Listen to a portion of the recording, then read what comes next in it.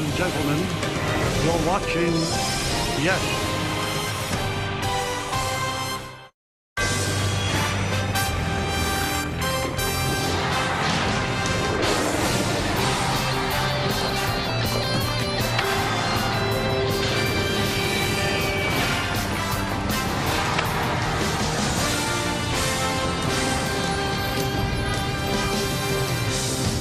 On an overcast Sunday afternoon, the fans are filing in the Yankee Stadium where it is time for baseball. As the Yes Network presents the Hyundai Sunday Game of the Week, it's the Tampa Bay Rays against the New York Yankees in the rubber game of a three-game set from Yankee Stadium in the Bronx, New York. Hi, everybody, and welcome to Yankees Baseball. Along with Jeff Nelson, I'm Michael Kay. Yankees won on Friday. They got shut out in 10 innings yesterday, so today is the rubber game. Let's take a look at the pitching matchup in this one. It's Aaron Civale going for the Tampa Bay Rays, and for the Yankees, it's Luis Hill. All the numbers are good, but perhaps too many walks there, Jeff. Yeah, and now I would agree it's mechanical, but his stuff is absolutely electric. Besides Cole, I think the best stuff in this rotation. His fastball reaching the upper 90s. He's got that little slider down and away, and he's got a tremendous changeup that he likes to use. He changes the eye level really well against the hitters, but that fastball he uses about 80% of the time. And you see what he does with the fastball. The four-seamer, opponents hit 2 for 25 against that. Changeup, 1 for 12, has some difficulty with the slider, so he doesn't use it that much. Opponents are 3 for 8 against it. Well, the Yankee offense, other than Juan Soto, has been a little bit of a struggle all season, especially the captain, Aaron Judge. We'll hear from Judge and Aaron Boone with Meredith Marakovitz when we return right here on Yes.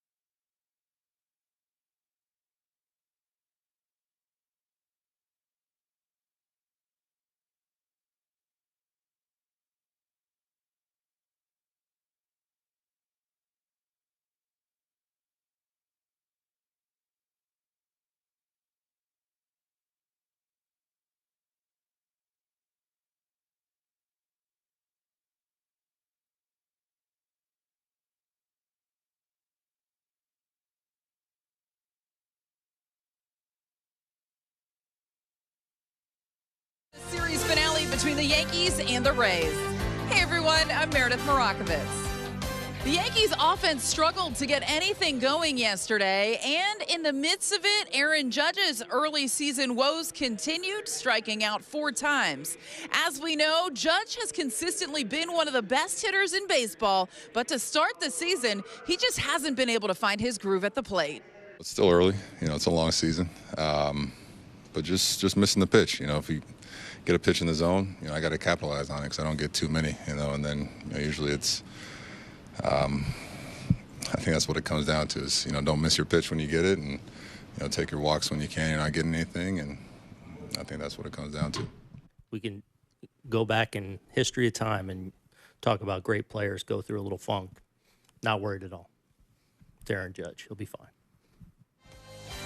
Aaron Judge and the rest of the Yankees offense will try to bounce back this afternoon. Rubber match between the Yankees and the Rays coming your way right here on Yes after the break.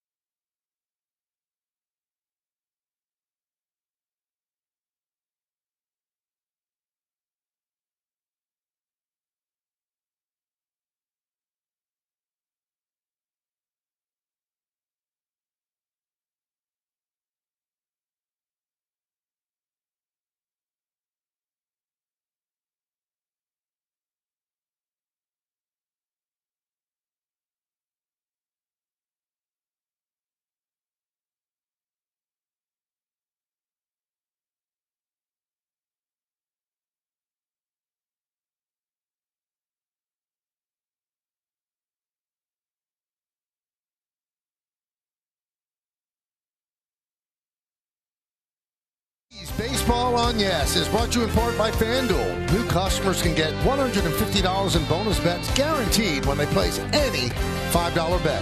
By Hyundai, it's your journey. Own every mile on a brand new Hyundai. And by the New York Lottery. Get out there and play.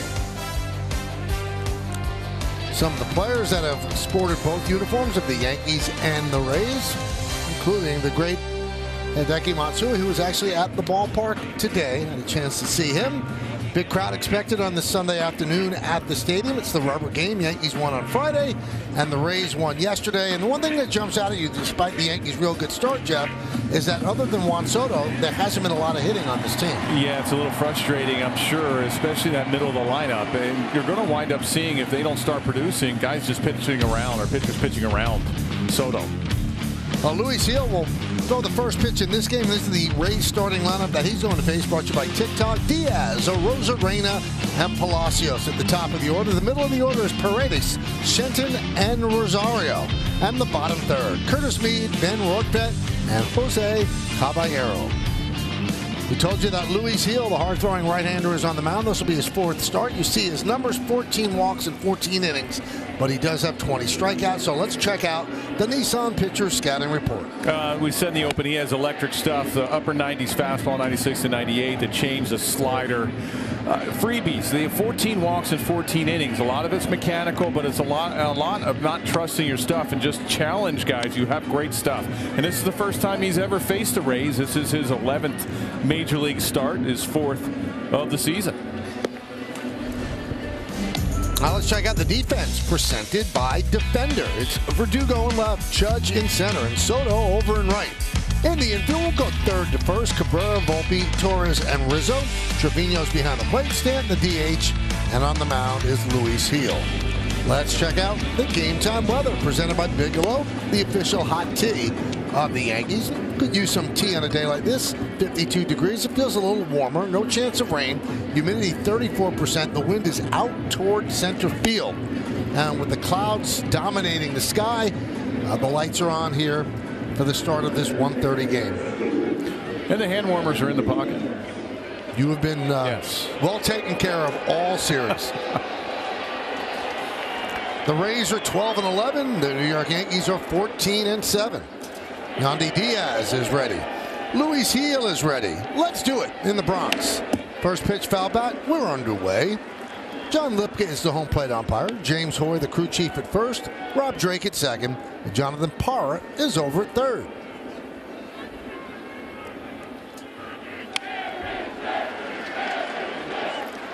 Oh, and 2. Let's check out the home plate umpire. Is considered hitter friendly.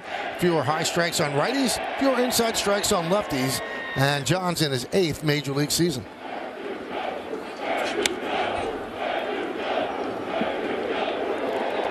Three straight balls, foul back. Right to the screen.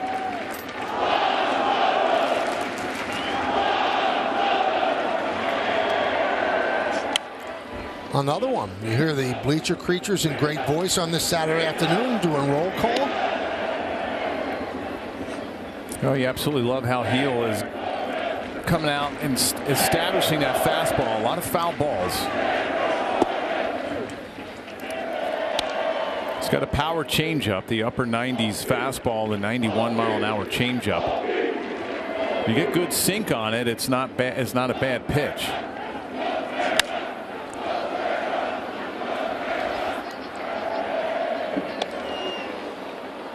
Doesn't have a whole lot of confidence in his slider. It's not a big breaking slider. A lot of situations when you have a lot of foul balls like Diaz has done against Gil, you want to throw that slider. Just missed with the changeup, just off the outside corner, 2-2. Just at the bottom of the zone.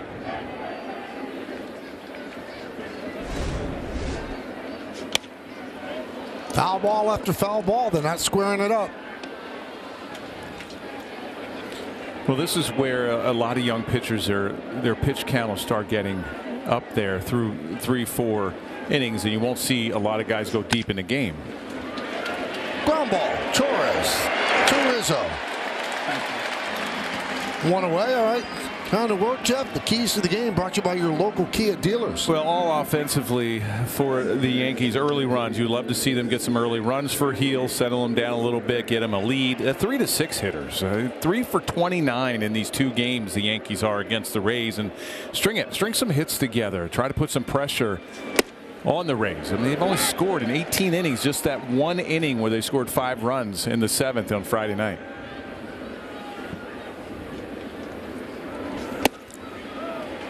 Oh, 2 to a Rosarena. A Rosarena, you wonder if he's going to see anything but fastballs. He's hitting 186 against the heater so far this year. Well, he's got a really slow bat. He doesn't have the fast hands like last year. He built a lot of muscle in his upper body, from what I understand, talking to some Rays guys, and his bat's gotten slower. Swing and a miss. Got him on the change. Yeah, he's hitting 296 against the fastball the first 4 years of his career, and now 186 this year. Yeah, I don't understand what he did as far as trying to build muscle, because he lost a lot of that quickness, those fast hands. That was a real good circle change, and that's the sink you want from that changeup. A couple of the other ones he threw earlier to Diaz, they flattened out just a little bit. Once you get on top of the baseball like he did on that strikeout, it's a tremendous pitch for him. There's Richie Palacios, off to a really good start. Hit a home run on Friday. Kid from Brooklyn. Got very animated in the clubhouse yesterday, Jeff. He was asked after the game, you know, what topping do you put on your pizza? And he said, what topping? He said, I'm from New York. Cheese, that's the topping. That's the young generation. My kids are probably the same age as he is, and that's all they wanted is cheese. So I got to have toppings. I like just cheese. Yeah, cheese is all right, but I got to have pepperoni or sausage, and you got to pile it on. And there is a walk to Palacios.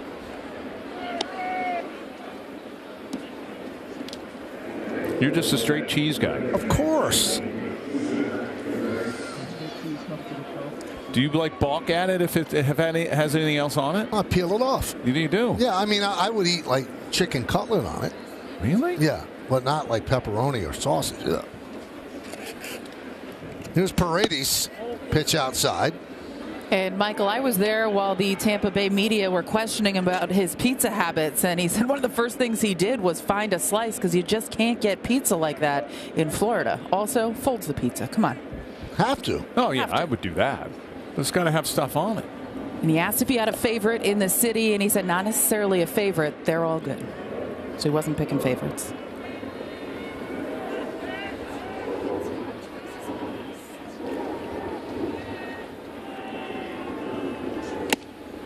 One and one.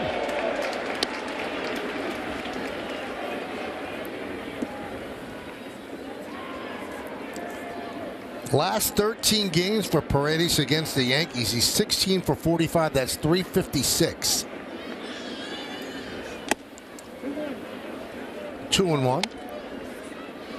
This is where he gets a little quick with a fastball. When you see it that high, it's just he's not staying back over the rubber. He's got an electric fastball.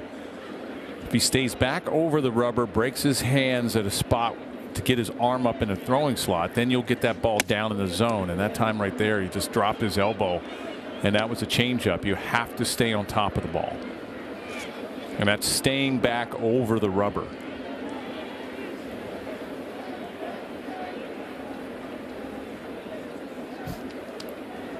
Runner goes, pitch foul back.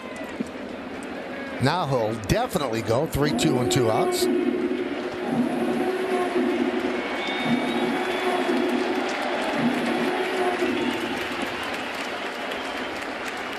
Paredes being a dead pull hitter, and if you can dot the outside corner with a fastball.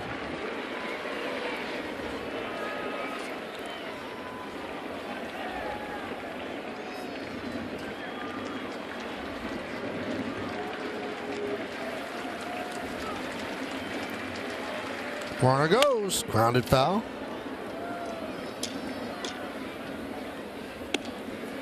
Looks like Paredes broke his bat on that slider.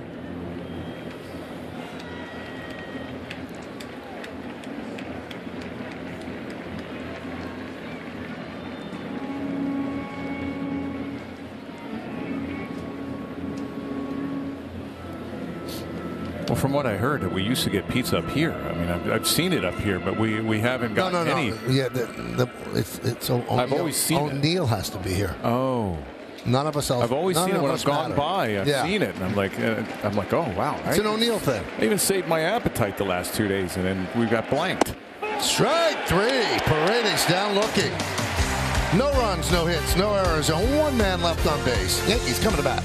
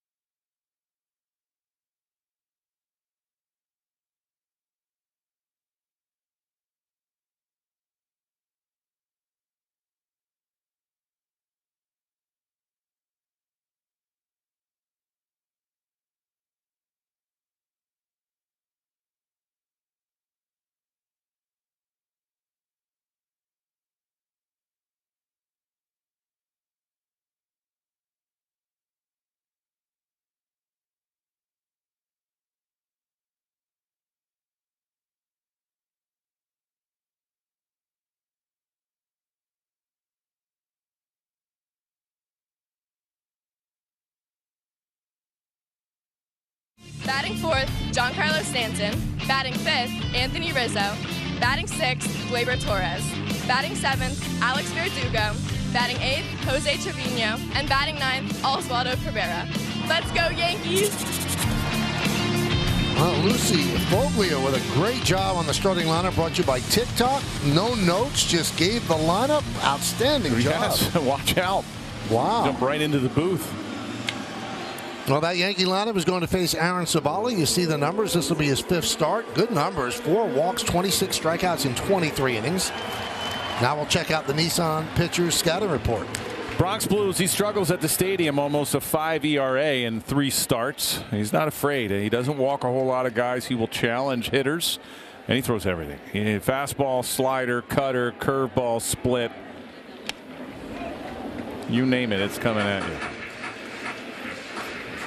Volpe is 1 for 7 in the series. Now, he got off to an unbelievable start on the season. 21 for 55, that's 382. But in his last 5 games, 2 hits and 20 at-bats. Check swing, did he go? Yes, he did, said James Hoy.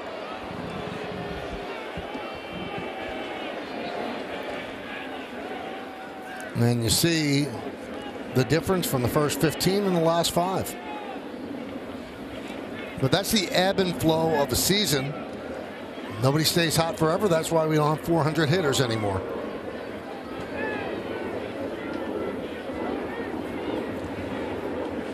Swing and a miss.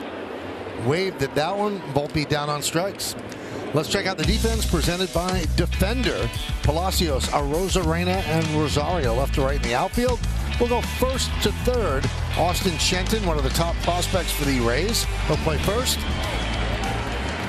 Now, this is a big breaking ball. This is just an emergency hack. He didn't see it real well. Got taken by surprise by that pitch. And the one thing with Volpe, I mean, Torres struggled as the leadoff hitter. They moved him down. I see Volpe more as a leadoff guy anyway. It's just, you know, when you do struggle, just don't put so much pressure on yourself. Being that leadoff hitter, sometimes that happens. It's only his second year in the big leagues.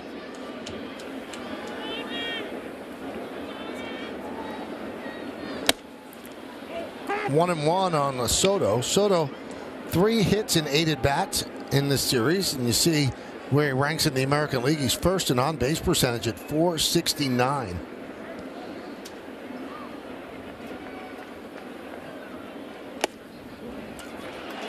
Two and one.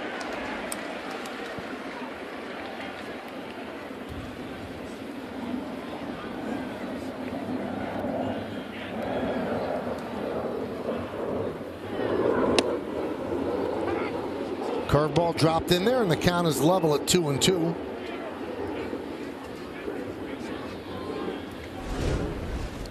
There's that big breaking ball. It starts right up around your letters and then ends up around your 5, big 12-6 curveball from Savali.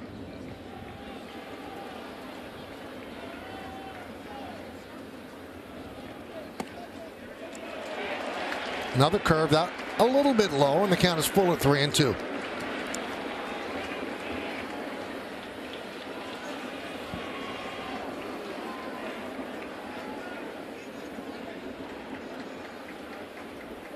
And the payoff. Another walk for Juan Soto.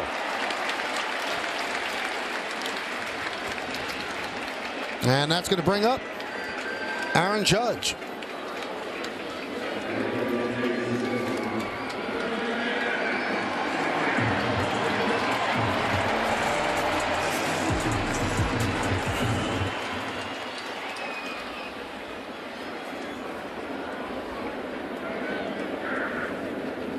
Swing and a miss, and that's been a pitch that has bedeviled him in the last couple of games. Hasn't been able to identify it and waves through it. Yeah, that's that slider down and away. He struck out 4 times, and every time was on that slider down and away.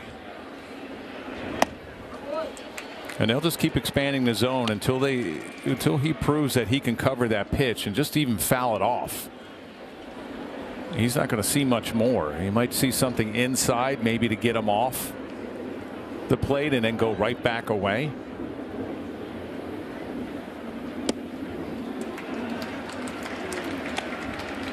But until this lineup gets hot after Soto, you're going to see a lot of this. You know, they're going to pitch around Soto, make him get himself out, and pitch the rest of the lineup right after him.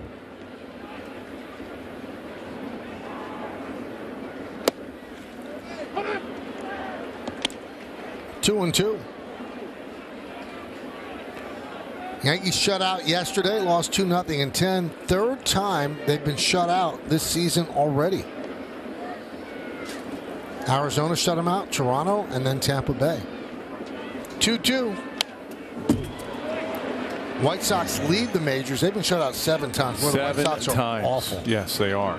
They have the worst record in baseball. And Colorado is next with 4, and then the Yankees tied with several teams, shut out 3 times. A lot of guys injured in that White Sox lineup.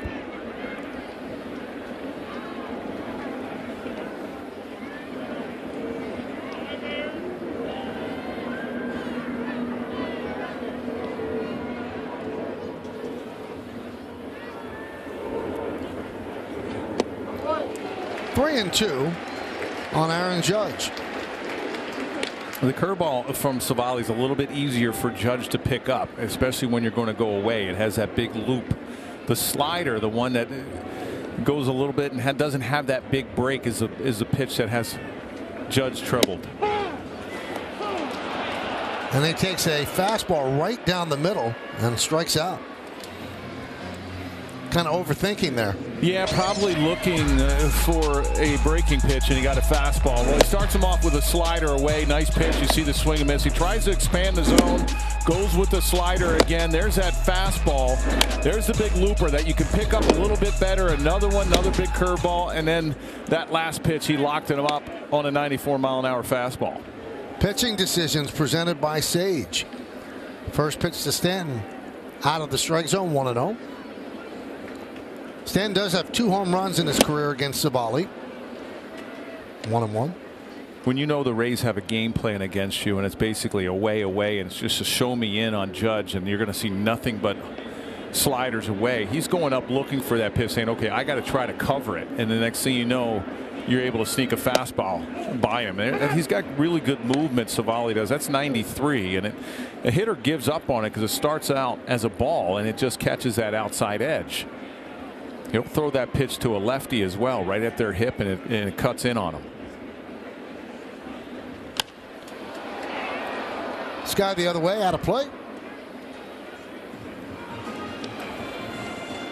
You know, nowadays pitchers hunt velocity, right? They just want to see 98, 99, 93, 94 with that kind of movement.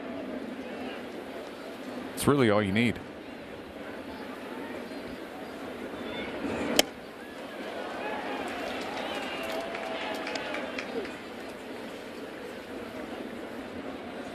Rizzo's on deck.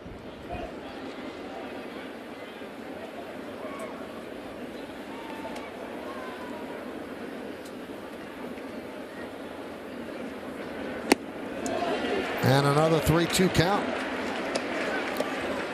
3 straight full counts. He's at 22 pitches.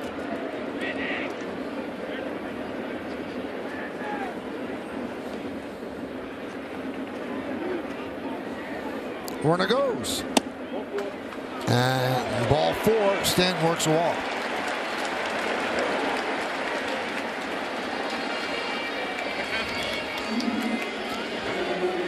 So that brings up Rizzo. Rizzo has 2 home runs in his career against Savali. Savali's 28 years old. Traded from the Guardians to the Rays last year.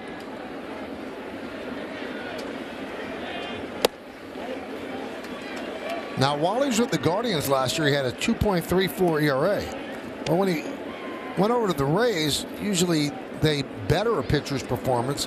His ERA rose to 5.36 in Tampa Bay. But off to a good start this season.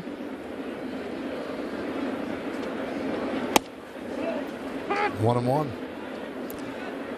Last visit to the Yankee Stadium was not good. Game 5 of the 2022 ALDS. 4 batters into the game. Stan hit a 3-run home run for a 3-0 lead. The Yankees never looked back. There's a base hit to right center field. Soto rounds third. He will score. Arozarena flips the ball into the infield. It's an RBI single for Rizzo, and the Yankees lead 1-0.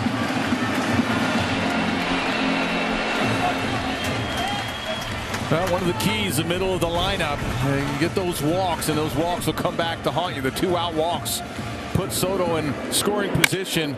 Nice job, little off-speed pitch from Savali. Nice job from Rizzo, hitting it right back up the middle. The early runs. It's a good sign. So here's Gleyber Torres. Fouled one off his foot, and he is in pain as he goes down.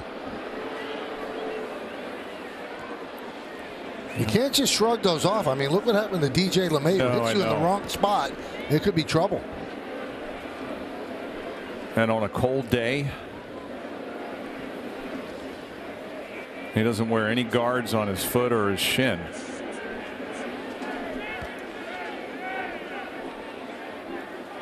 Tim Lentich, the athletic trainer,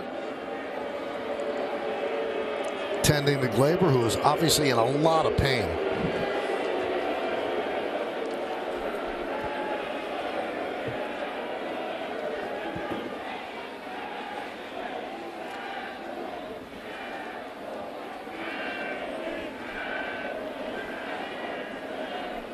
Gleyber, one of, I'm not sure where it got him.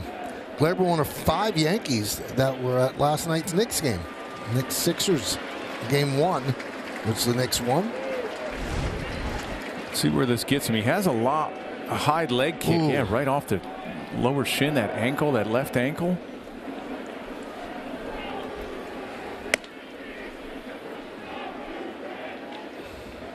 Yeah, I saw a picture of Gleyber. You had Cortez, Soto, Schmidt, and Stroman. Oh, okay. Yeah. Wow, he can hardly stand up on that. It might have got him right in that ankle bone. That cannot feel good. What happened to the old cold spray? You know, they had the trainers chloride, had it, right? the trainers had it in a holster and they taped it all up. Olden days, you're spraying that and say, okay, get back in the box, you're ready to go.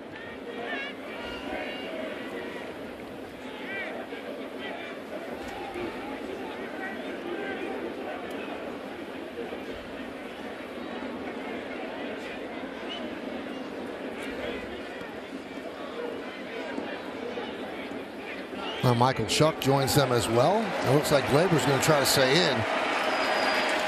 Still walking gingerly.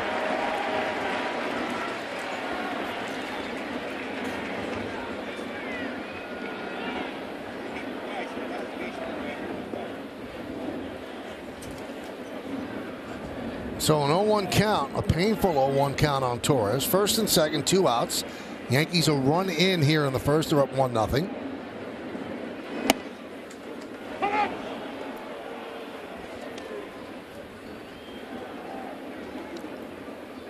195.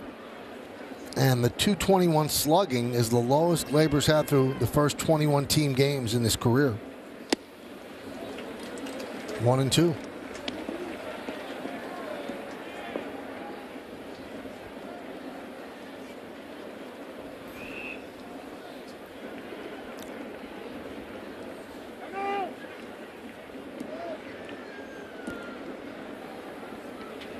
Glaber calls timeout.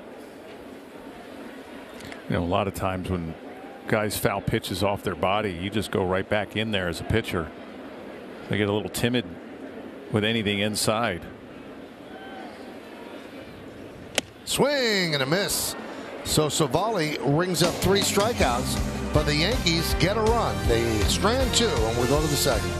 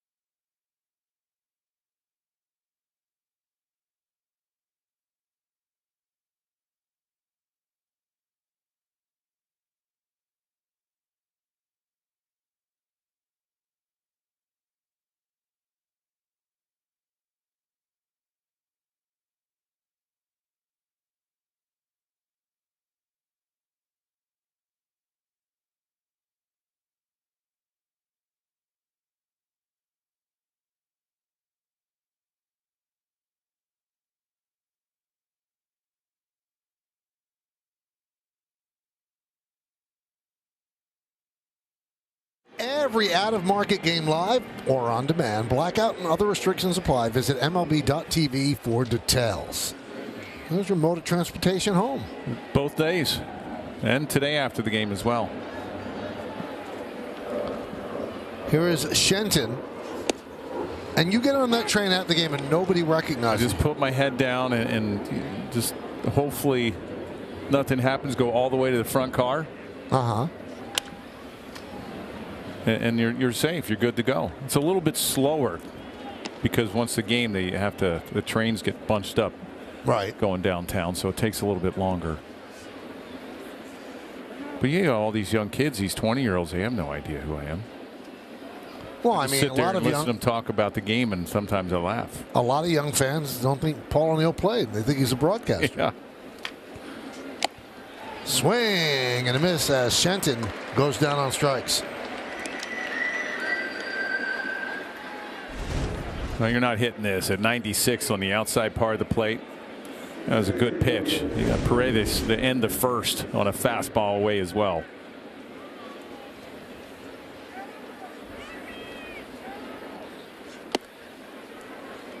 And a strike to Ahmed Rosario has a 12-game hitting streak. Off to a great start with the Rays.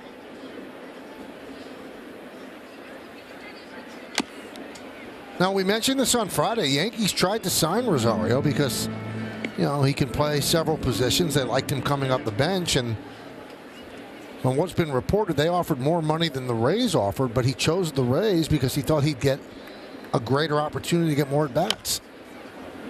Grounded softly to third. Cabrera. Nice play.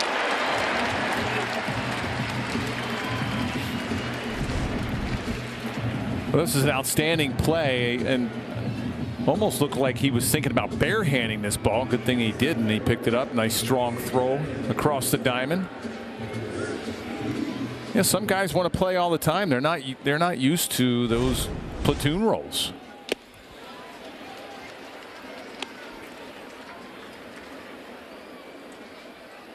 And also they're thinking about their next contract. Right. If you can put up better numbers and play more. Yeah, later in his career, maybe he'll be ready to be a platoon player. You mentioned yesterday something about it. He wasn't a great second baseman. One of the reasons probably why he's playing the outfield. Wasn't a great shortstop. Shortstop. Yeah, with Cleveland. His metrics were really bad. 1-2.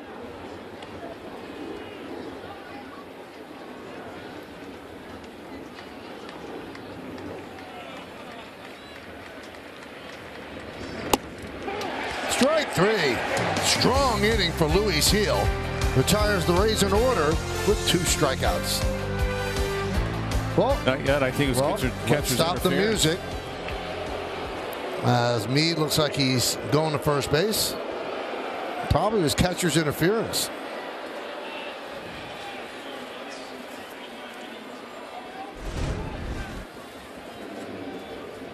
Yeah, that's exactly what it was. He ticked the glove of Trevino. You see it was a changeup. It's a great pitch. And just gets the back of Trevino's glove. And that's the one thing with these new catching techniques. If you'll watch Trevino, how they'll give the target, they drop the glove, and the next thing you know, you go right back up. And a lot of times when they go back up, you watch him, he'll drop the glove and he goes back up. They wind up reaching out. And you see a lot more catcher's interferences now than you used to because of this new technique. So that's catcher's interference, and Trevino gets an error, E2. 1-1 on Ben Rortvedt.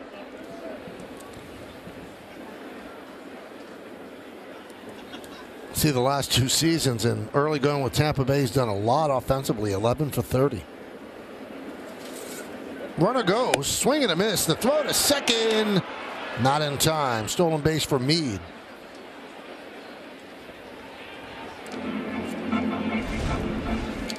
Well, Meade got a decent jump. Didn't have a great lead. Now, if this throws more towards the second base side of the bag, you might have had a shot. But since it was over towards the shortstop, no chance. He sides on that back of the base. And there's the strikeout. Another one. This one counts. 1 man left.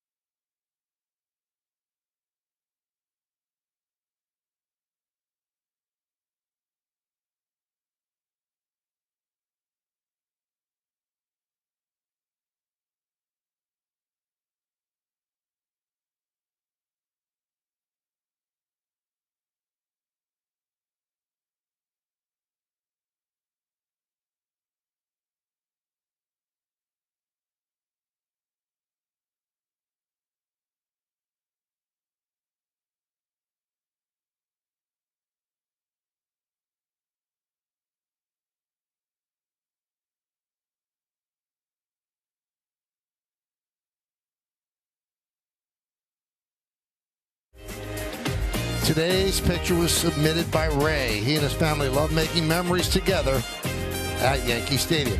Hope you're here today, Ray. Use the hashtag Toyota Pinstripe Pride. Mention yes in pictures you post to social media to reflect your love for the Bronx Bombers. We might spotlight you in a future game.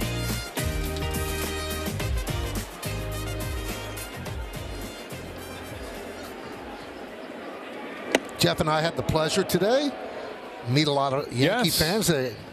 We're out on the warning track in the outfield before the game. The team came out. It's photo day. It was fun. Yeah, I followed, or I got close to Judge and Stanton, so that's why my time around the field is about 10 minutes.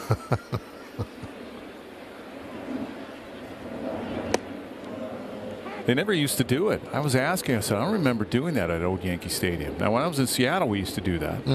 But I don't remember doing it at Old Yankee Stadium. It's a great idea. Yeah. Gives fans a chance to interact, take pictures. So too. 1-1. Squibb the other way. It's going to be a very tough play. You know what? It's going to be a base hit.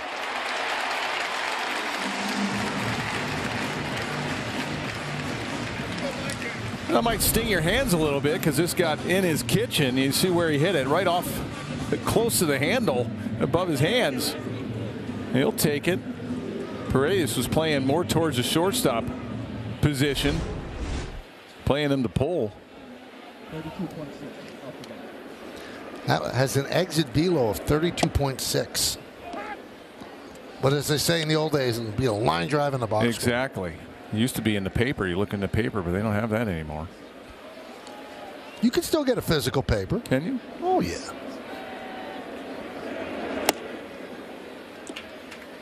You know, the one thing you watch Ben Rortvedt, he does it, and all the catchers do it as well, is when they give the target, they'll drop the glove and then they bring it back up. I was talking with Tanner Swanson, the field coordinator. He works with all the catchers there with the Yankees when we were in Cleveland, and I was asking him, I said, for a pitcher, you know, you're taught to say, hey, focus in on the glove. And I was like, does that mess with any of the pitchers? Because now you're changing the eye level. Like you're watching him, he'll give the target, then he drops it, so your eye level thinks it's going to drop.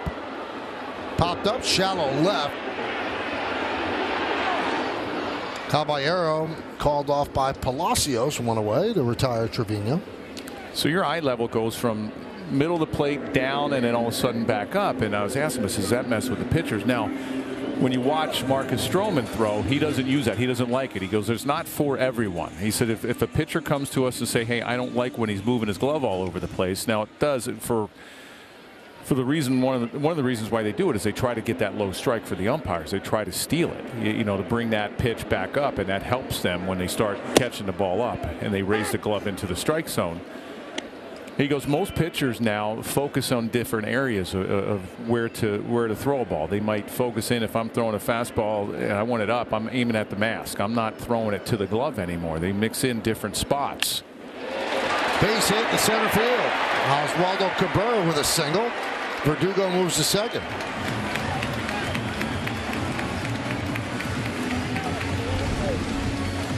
This is a good fastball. It looked like a little cutter, actually. That didn't do too much. Little backdoor cutter. He stayed with it. Just hits it right back up the middle.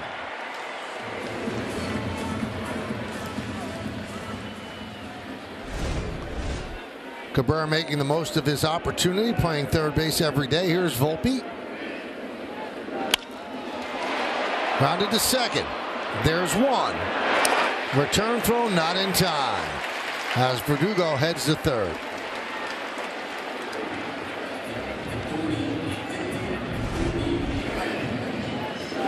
Well, Caballero was playing away in the hole more towards third, so he had a long way to go to be able to get to second and make that throw across to first. And Volpe runs really well. It's going to be hard to turn two on him.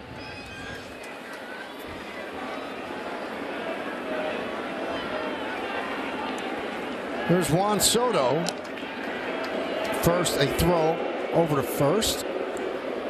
Volpe, of course, is a threat to go. And that's the thing, Michael, right? I mean, Volpe has great speed, and you would think, hey, let's try to steal a bag here with two outs and first and third. But you have Juan Soto up. I mean, if you wind up stealing a base, you have first base open. Do you wind up seeing some, Savali pitch around him? You want Volpe to stay at first? Did not go, according to Jonathan Parra, and the count 1-0 on Soto.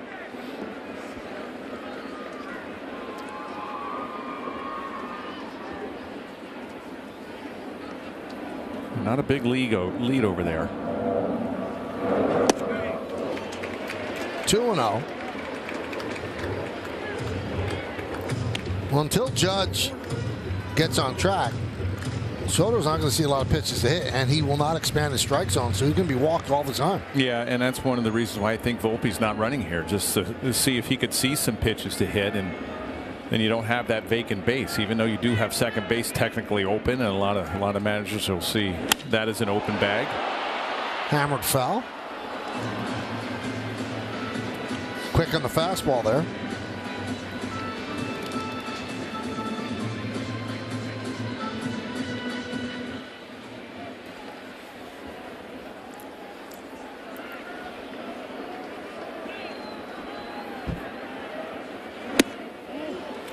Three and one.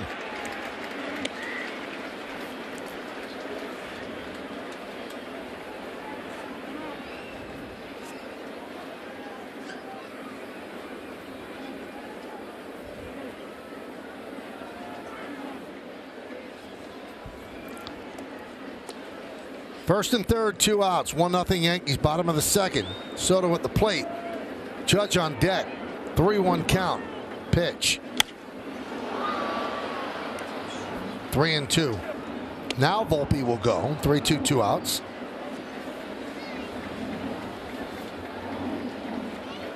That pitch was a fastball away. I would expect Savali to stay away again.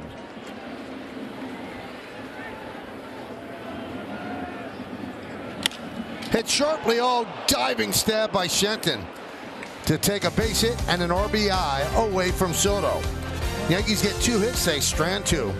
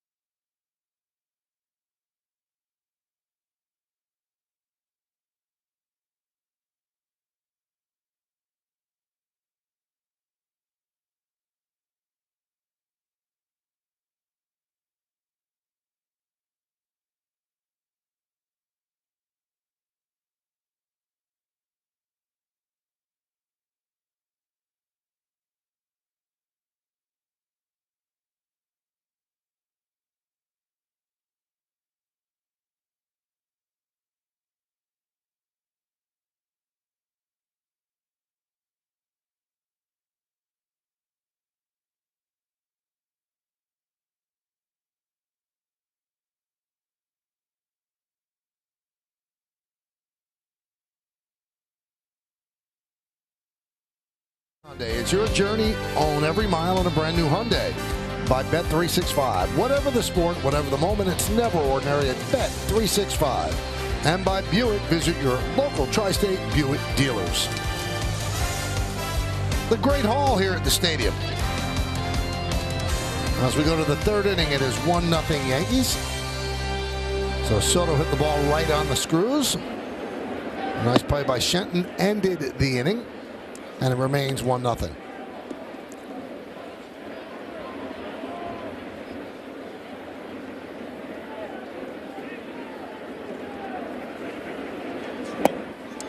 Caballero 3 for 7 so far in the first 2 games of this set. It'll be 9-1-2 in the Rays order against Heel.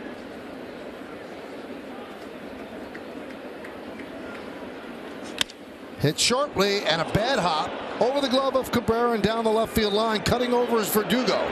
Caballero steaming in for 2. He'll get himself a double.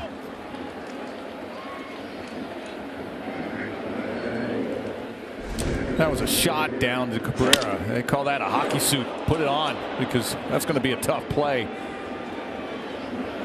A fastball, you watch this. This is the only way you're going to get this ball. You're not going to get in front of it and take it off the chest. And Caballero hits it down the line. He's got good speed.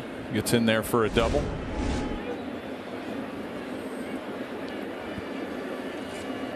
Here's Diaz.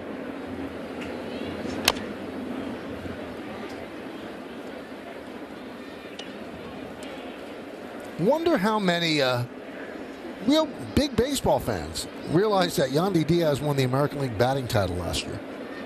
Probably no one. .330. And he hit .351 in August and September. And that had him surge past Corey Seager. And it's the first batting title in Rays history. Also finished 6th in the American League MVP voting. Kind of a very quiet, great season. Yeah, struggling so far out of the gate here. And he goes down looking.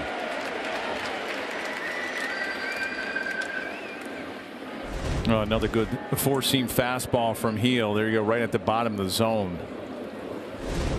That's his 5th strikeout. The Yankees' 5th strikeout is brought to you by Audi and the 2024 Audi Q5.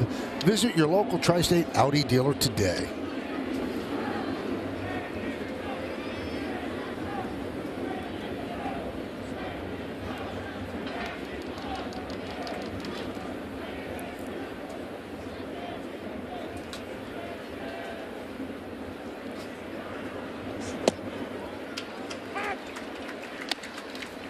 You notice early in the count with Heel, it's about 94, 95 with the fastball. And then when he gets ahead of you, he has that little extra. And you'll see that 97, 98.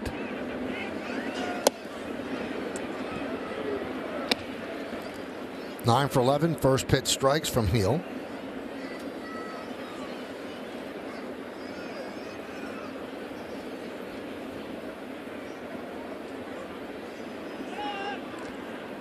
Oh, he throws it into center field.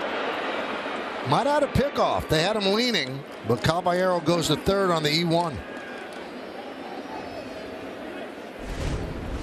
Well, he almost balked with this, and you got him and did the inside move. And when you open up and you're not stepping to the bag, there you see he's stepping towards the shortstop area. You wind up making that wild throw into center field. Yankees bring the infield in. Change up with no bite. The count 2-1.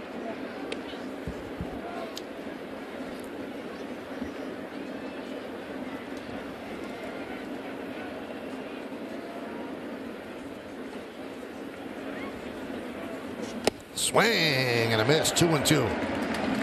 Rosarena struck out in the first inning. Well, another good fastball. 97. This is right down the middle of the plate. There you see how long Rosarena's swing has gotten this year. You just go right in. I would go inside. He has a hard time with that inside pitch. He used to have really fast hands. Last year he was able to get to that inside part of the plate. This year he's really struggling with it.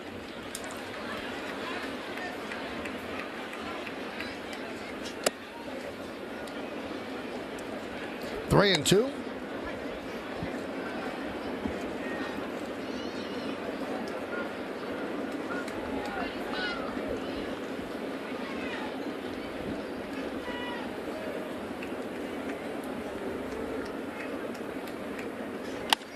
Fouled away.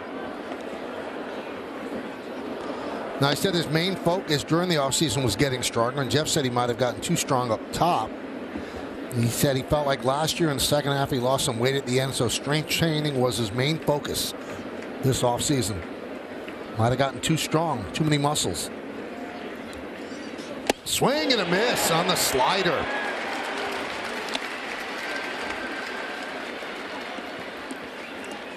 That was a big pitch. He doesn't use the slider very often, and it had just enough bite down and away. It doesn't have a big break to it.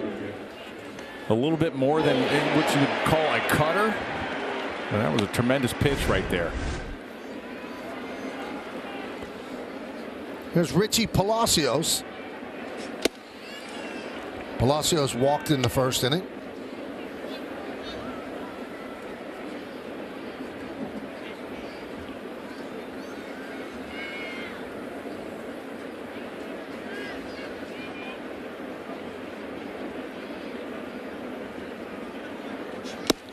Richie is 26. His older brother Josh is on the Pirates 40-man roster. He's currently with the AAA team for the Pirates in Indianapolis.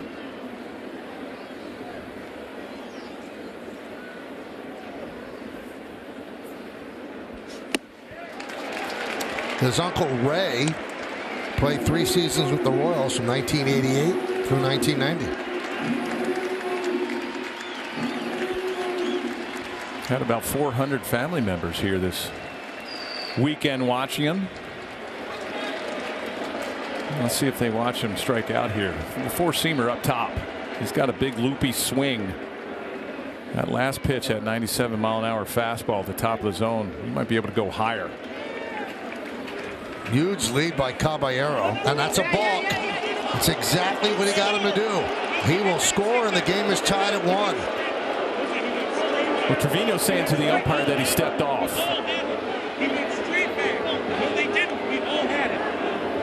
You can see the umpire say, no, he didn't. They said he didn't. You can hear it. He didn't step off. He stepped straight back. Let's see if he stepped off here.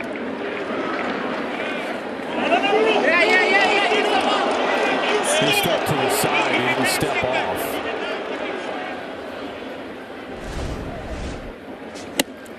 And there's the strikeout, but a balk too late. So 3 more strikeouts for Heel, and Aaron Boone does not like that call. But it cost the Yankees. The balk has tied the game at 1.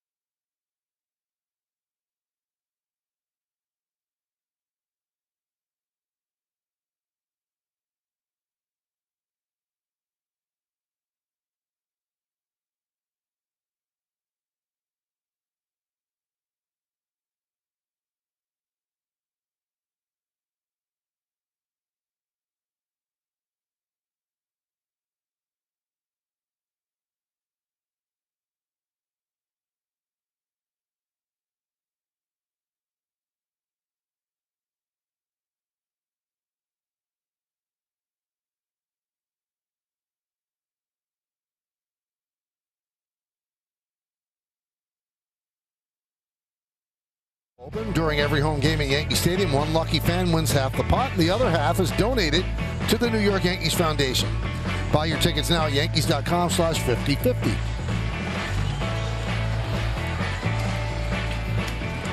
We have a 1-1 game as we go to the bottom of the 3rd inning, and Aaron Judge will lead it off. He struck out looking in the 1st inning. Hit sharply and knocked down by the 3rd baseman Paredes. He can't get a handle, and Judge will reach.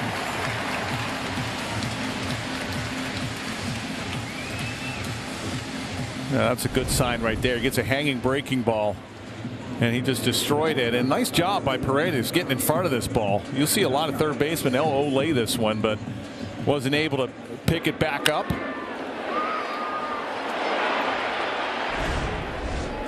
The base hit for Judge. Here's Stanton. Fly ball, right field, Rosario. 1 out.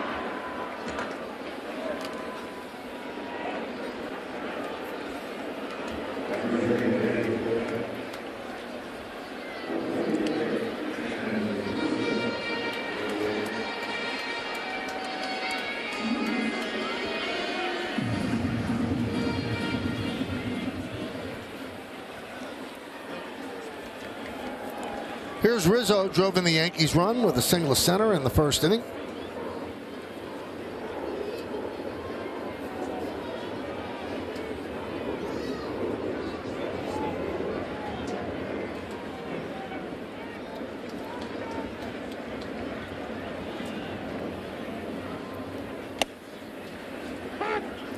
And a strike to Rizzo.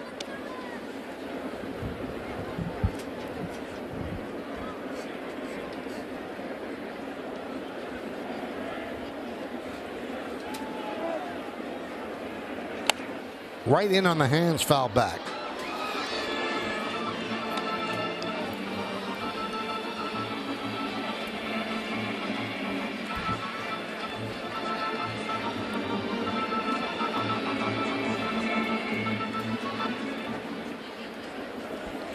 Judge it first with one man out. Yankees have 4 hits and the Rays have 1. Yankees have committed 2 errors.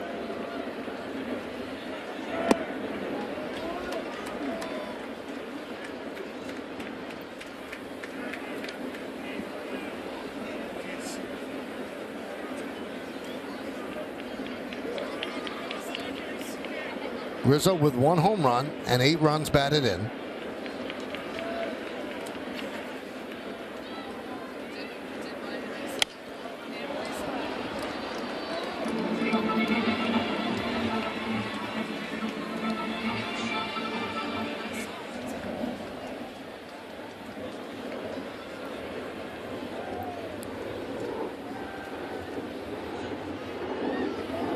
And the pitch. Swing and a miss. Rizzo down on strikes. 2 away. Well, the Rays have gone inside on Rizzo all series and trying to tie him up. That was a good slider down and in.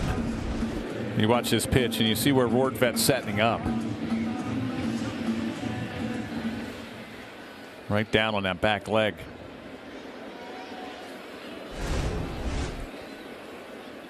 There's Gleyber Torres. Punches it out to right field. It is a base hit in front of Rosario. So Torres with a single. It's a good sign when he goes to right field, Jeff. Yeah, he got a pitch on the outside half and he was able to hit it to right. Got it up. Let's check out FanDuel's live same game parlay.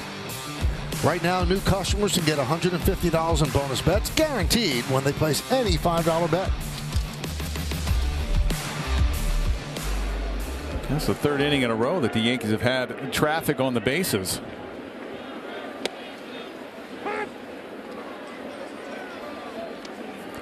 Oh, and 1 on Verdugo. Squibbed a slow roller toward third to pick up a hit in the 2nd inning.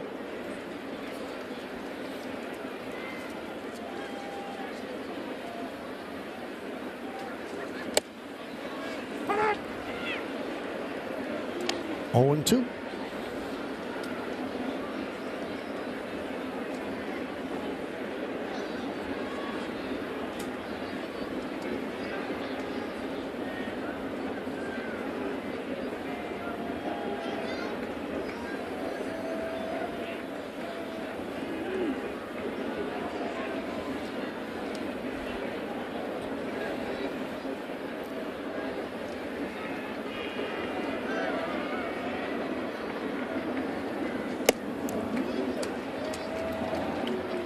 Verdugo 2 for 8 in the series. Hey, yesterday's shutout of the Yankees was the first time they were shut out in extra innings at home since July 7th of 2001. That was against 2001. 2001. Wow.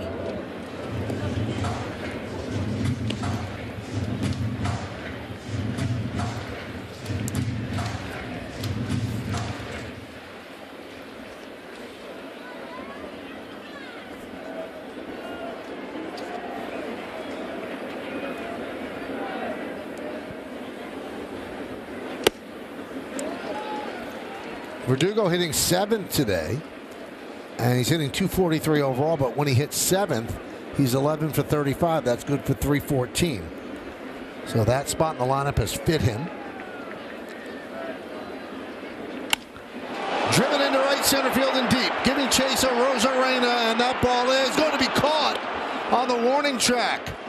Verdugo gave it a ride, a good jump by a Rosarena. Turns what could be an extra base hit into an out.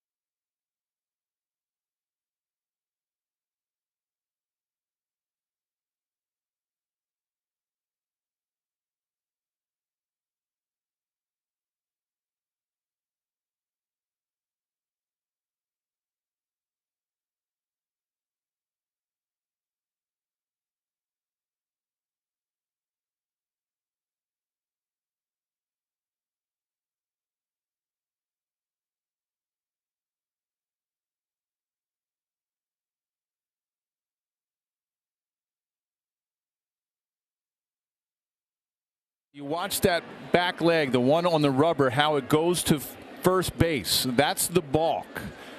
Once it goes to first base, you're not stepping behind the rubber, you're stepping across. Paredes with a pop-up. Volpe is right there. One out. Now let's take another look. Once this goes back, you can go behind. Once you go behind, and remember, you don't have to throw to third. Second and third base are two bases that you don't have to make a throw. First base you do.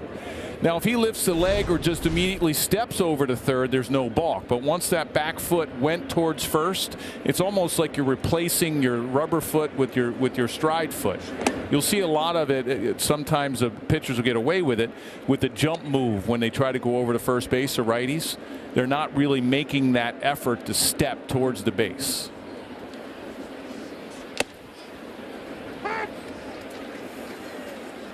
Now they should bring back the first to third. I used to call that the Jeff Nelson. I enjoyed it. Now I don't get anything, and no props. It only worked once out of the 100 times I did it. Really, just once? Just once. Who did it work on? Manny Alexander with the Orioles when we were in Baltimore. I used to do it just 3-2 to see if I could steal an out.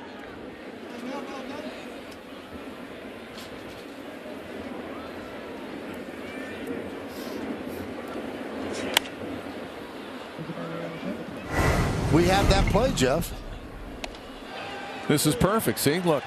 Manny goes, they got him picked off. Nelson throws to second. Only time it ever worked.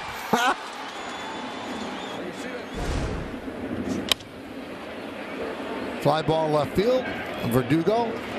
I got to tell you, that's some stick-to-itiveness. I mean, it seemed like you did it every game, and it worked once. One time. Well, sometimes they didn't have great stuff, and I needed to try to steal an out. But you never did, except for that once. Yeah, I know.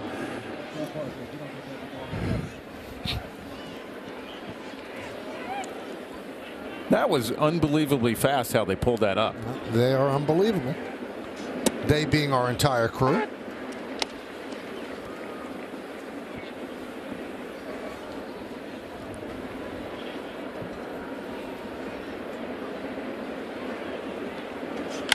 Line drive. It's a base hit to right center field. Soto slides to cut it off. Nice play, holding Rosario to a single. That single gives Rosario a career-high 13-game hitting streak. That was a fastball on the outside part of the plate. Missed the location, and it was a little up. Nice job by Juan Soto, because Rosario runs well. I mean, that could have been a double by him cutting that off. Kept him at first.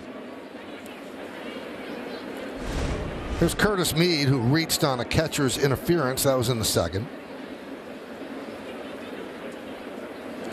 Now, speaking of our crew, our producer is Troy Benjamin.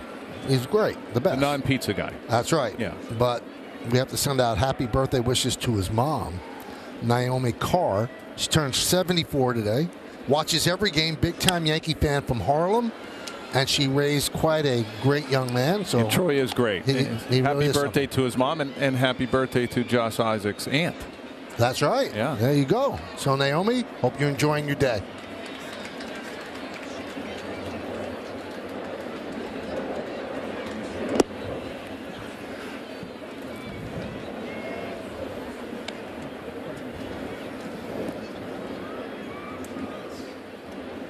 You know Josh Isaac's nickname, right? I do not. Ping. Ping? Yep, that's it. The whole family calls him Ping. Really? Was he a golfer? No, not at all. Do we know the reason for that? It was Troy's mom, Naomi, who gave him that nickname. Is there a reason? He looked like a little pingling. Pingling.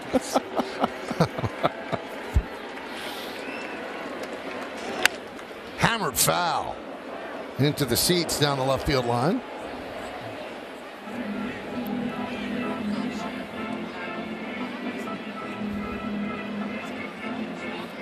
Well, they're sending Rosario to second base. What's that about? Is that another balk?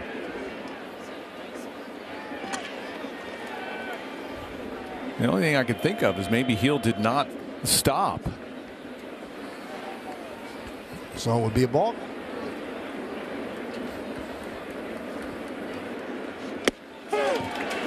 To no avail as Meade down looking. No runs a hit and one man left on base.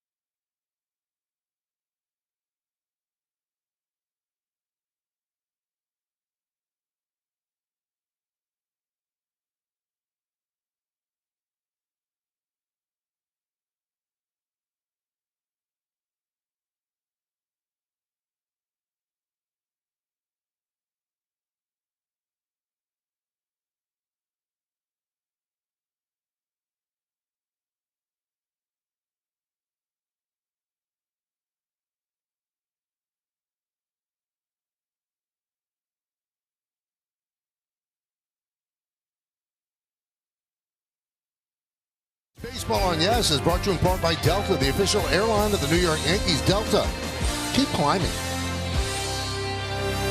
Bottom of the fourth inning, 1-1 game. Jose Trevino will lead off against Aaron Savali. Breaking ball in there for a strike. 0-1.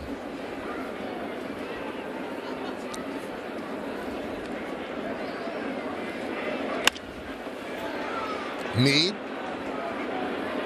to Shenton. One away.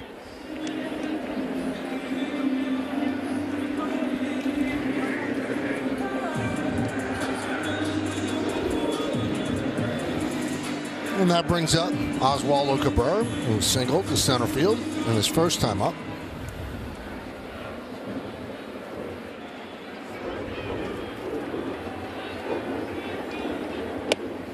And a strike.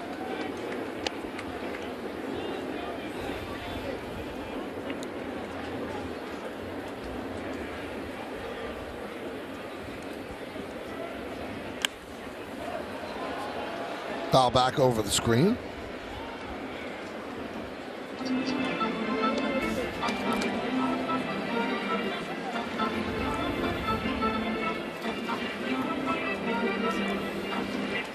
Yankees with 5 hits, the Rays with 2.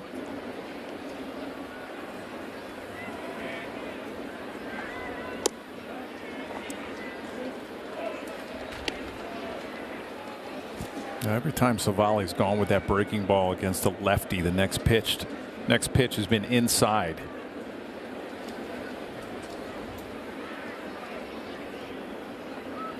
Swing and a miss.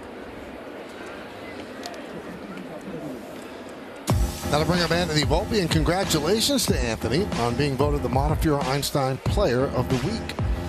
Had that go-ahead RBI single Friday against the Rays. And he also then scored on Soto's dramatic 3-run home run.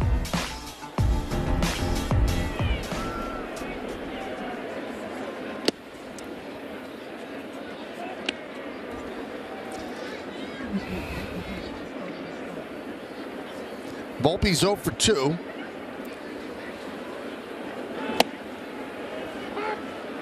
One and one. Anthony 1 for 9 in the series, other than that single that we spoke about, which was an important hit. And including this game, his last 6 games, he's 2 for his last 22. 1 and 2.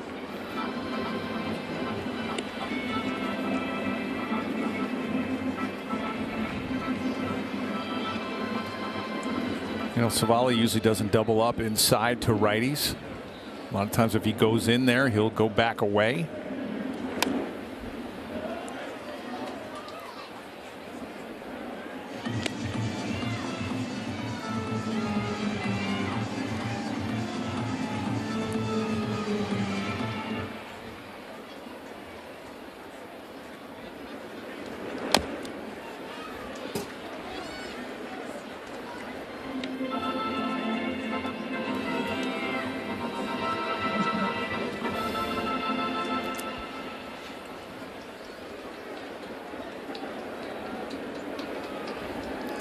Savali deals. Fouled straight back here. And into the suite level above the broadcast level.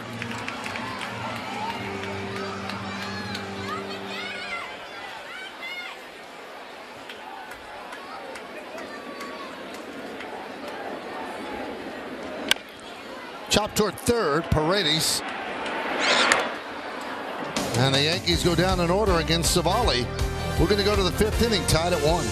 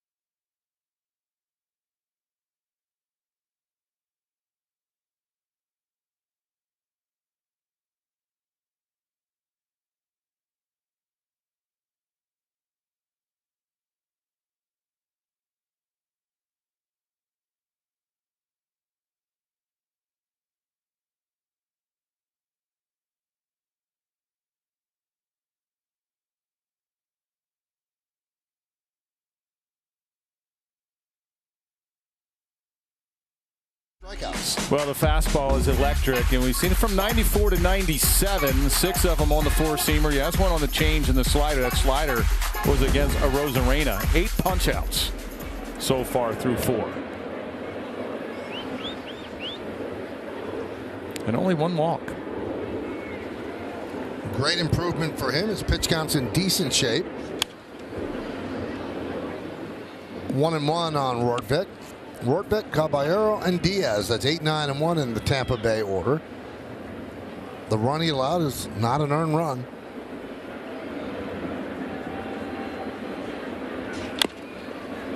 Fouled that twice. Once on the backswing. And he knows he's 25 years old, and he'll realize when he has that good changeup is when he's getting on top of it and has that good sink down and away to lefties. When he flattens out, that changeup flattens out, the elbow drops a little bit. You'll see it flatten out up in the zone about at 90 miles an hour. Even the fastball.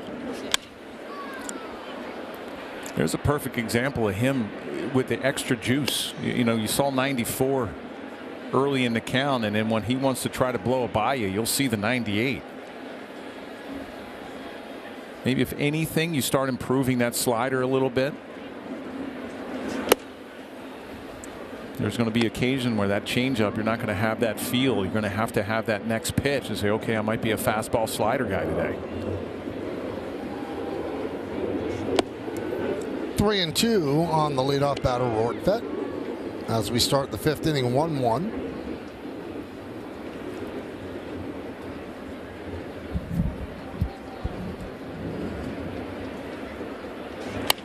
Hammered foul.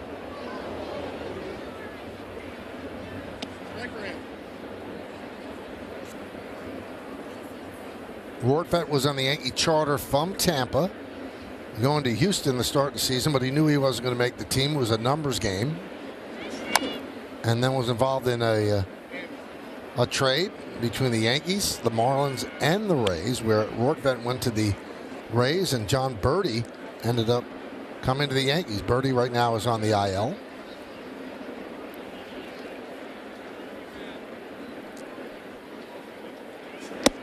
Strike 3. Strikeout number 9. And that cues the music for Here Come the Yankees. Name that Yankee time. Oh, this one's tough. 254 average, 91 home runs, 572 hits. Played for the Yankees for just one season. And the Rays just one season. Most time spent in Pittsburgh. Played for every team in AL East. See, this gives me anxiety already. I didn't even play during this era. Played for the Orioles 3 times. Wow.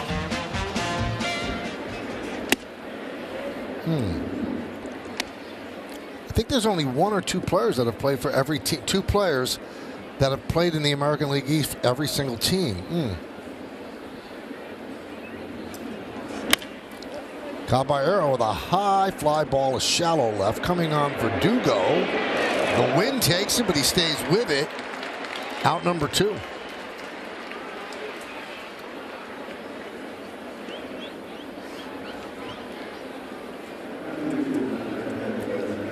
I can see both of the guys. Can you? I can see them, yeah. Just can't connect them with words. Here's Diaz, who's 0 for 2.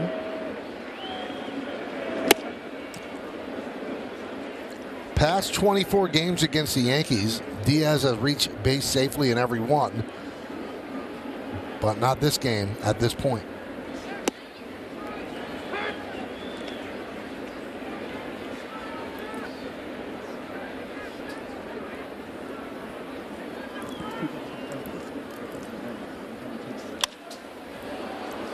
Fly ball. Judge and Heel with a 1-2-3 inning. We're halfway through. It's 1-1.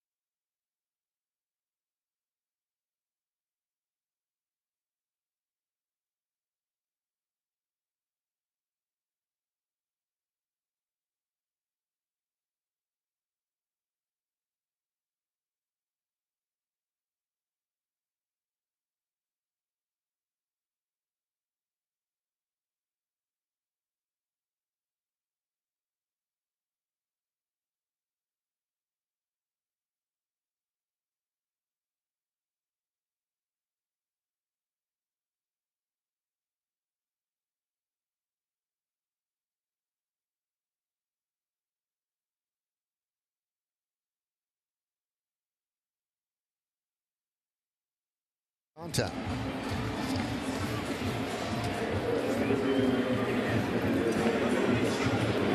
We go to the bottom of the 5th inning, and Juan Soto will lead it off. He's walked, scored the Yankees' only run, and then with runners on first and third and 2 outs, he lined the ball sharply to first base. Nice diving play by Shenton to end the inning. And that was in the 2nd. 1-0 on Soto.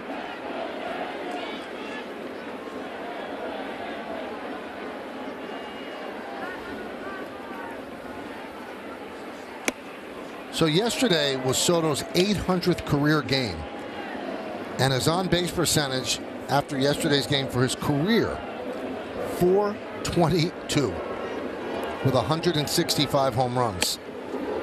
And he's 25 years old. Yep.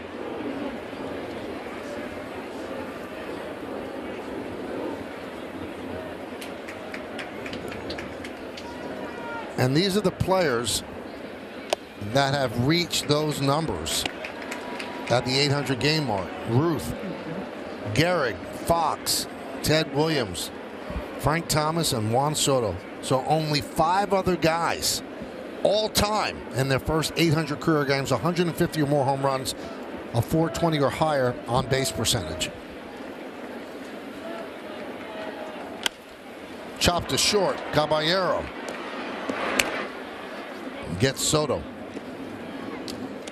So what you're trying to say is that he's probably going to go to the Hall of Fame. He's on the arc. Yes. Let's put it that way. He's trending.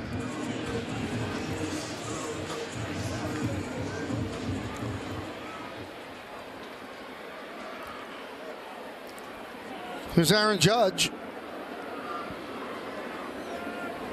Singles to third his last time up. He's 1 for 2.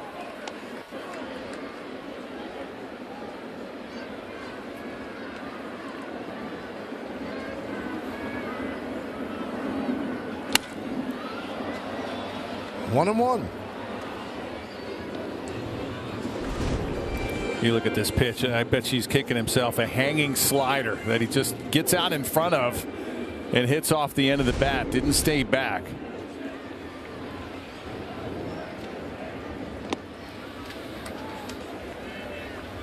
Two and one.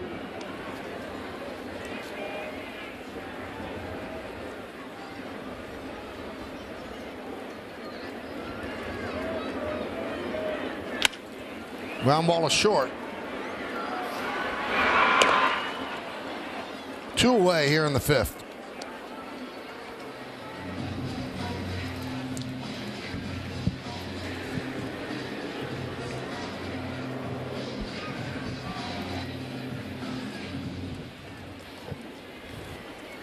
So here is Stanton.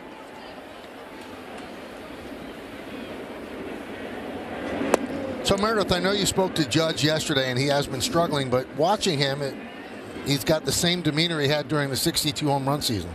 Look, he'd obviously like to be swinging the bat much better right now, but he understands it's early in the season. He thinks in due time things are going to even out. He said to me in the clubhouse that he felt like he was maybe trying to do a little bit too much, and he's just missing pitches that he gets to hit. He said he doesn't necessarily get a lot of them throughout the course of an at-bat because pitchers certainly pitch him tough. They're careful with him, but when he does get something that he usually drives, he's just been missing and fouling it off. So that's been something that's been frustrating, but both he, Aaron Boone, and anyone you talk to in that Yankees clubhouse is not concerned about Aaron Judge this early in the season. Stanton works a walk on 4 pitches. Well, Meredith and Jeff, the only way you're concerned about Judge is if there's something wrong with him physically, because that's Aaron Judge, and a healthy Aaron Judge is going to hit. Didn't have a whole lot of at-bats during spring training. I think he had maybe a little over 30. You know, not probably what he's used to. And all of a sudden you're coming into game situation a lot different than spring training. You know, I think I was asking you before, and hopefully we don't get that third out. But Willard, I mean, he's used to hitting second. I remember before Soto was here, and now Soto's here and he's hitting second. The bottom or that middle of the lineup after Soto's struggling. You think there will be a time that they wind up maybe switching Soto and Judge? I wondered, you know, the configuration of the lineup. I questioned Aaron Boone about it a lot because Soto wanted to bat third in San Diego. There was a whole big thing that he wanted to bat third, and Judge was always comfortable batting second, but Judge wanted to bat third. Right. So I think it has to breathe a little bit more before they would ever consider anything like that. And Jeff, to your point about if he's feeling okay, did he get enough at-bats? Aaron Judge not the guy that's going to make excuses. Right. Could that be a part of it? Sure, but he's been asked multiple times if he's healthy, and he has said he is fine, he is good to go, and I believe the Yankees wouldn't put him out there in center field the majority of the time if there was something going on with him. 27 plate appearances, Meredith, this spring training. In 2023, he had 47. And in 2022, he had 36. 2021, he had 48. So remember, he had the MRI on the abdominal area, and then they sat him out for a week and a half or so. So I don't know if that puts him back at square one, but he did not have the at-bats that he normally does. Yeah, and I'm just thinking along the lines of strategy-wise. I mean, Volpe leading off. I mean, he's a guy with a lot of speed. You want to see him get into scoring position, and if you have Soto behind him and all of a sudden Volpe steals, it's early now. I mean, once everybody starts getting going, the weather starts warming, obviously you'll see different results, I'm sure, with this lineup. But early, you're going to pitch around Soto, and you're going to make everybody else behind Soto beat you.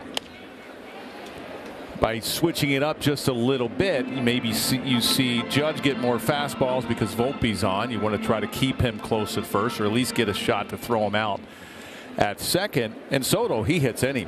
I mean, he hits everything anyway. He's such a patient hitter. He picks out his pitches every at bat, and I don't think in the position that he is in now, if you drop him back, it would matter. But like you mentioned, Judge wants to hit third, and he'll get it going. I mean, I don't think anybody's concerned about him hitting, but if you look early and strategy wise, would you do it?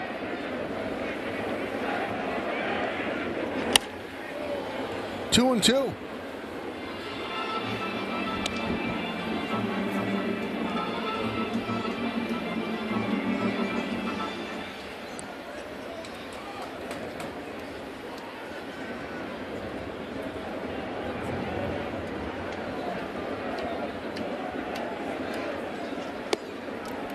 So the count is full. That releases Stanton at first.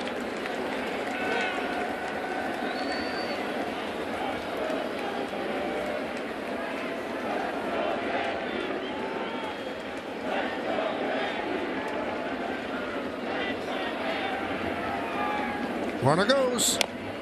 They'll do it again.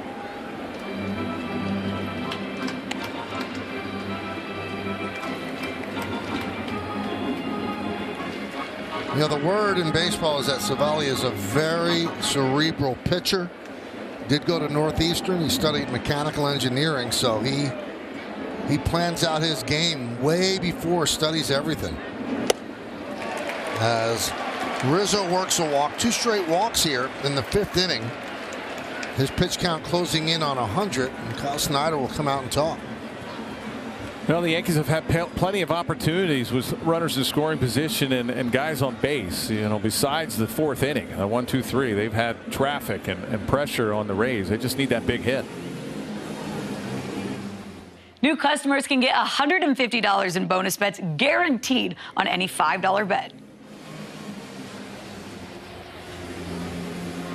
So 95 pitches for Savali. And there's really no one throwing in the Rays bullpen. Right now, they're starting. He just started. Bill Maton just started. We saw him yesterday. Not even on the top of the mound yet. So they want Savali to get through this, and he's going to face Gleyber Torres. Gleyber picked up a single to right field. Usually a portent of good things to come for him when he goes that way. Gleyber is 1 for 2. I would say most of the time when a pitching coach goes out and has a conversation in the middle of the inning, that first pitch you see is a fastball, but with Savali, he mixes it up so well. Dropped the breaking ball on the outside corner.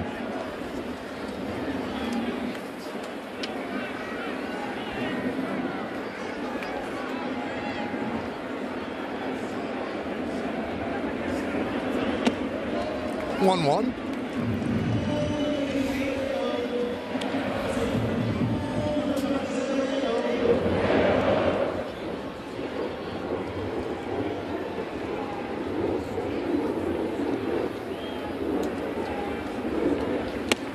Lays out the pitch upstairs. 2-1. You can see Savali get a little tired. That pitch was supposed to be inside. He missed out over the plate. Let's see if Torres gets something up that he can drive to right field.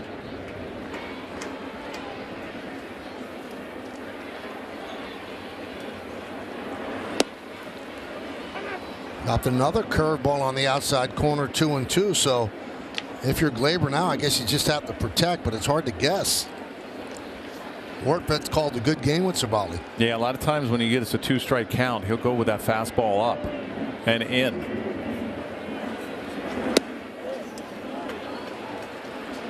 3-2.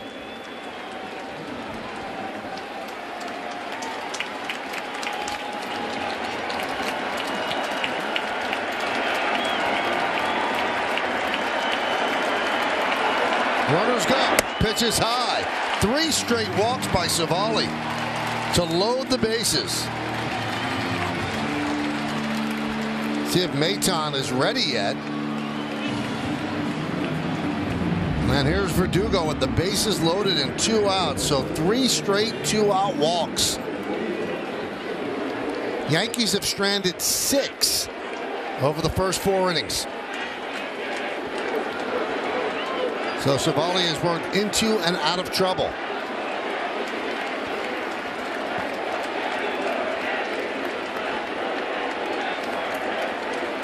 Verdugo 1 for 2, an infield single.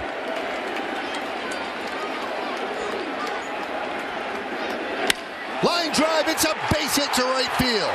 Stanton scores. Here comes Rizzo. He'll score. Torres goes to third. It's a big 2-run single for Verdugo, and the Yankees lead 3-1.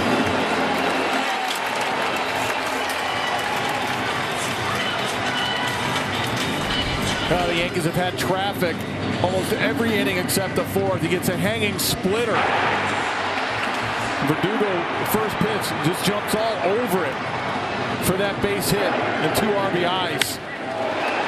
That big hit, that's exactly what the Yankees needed.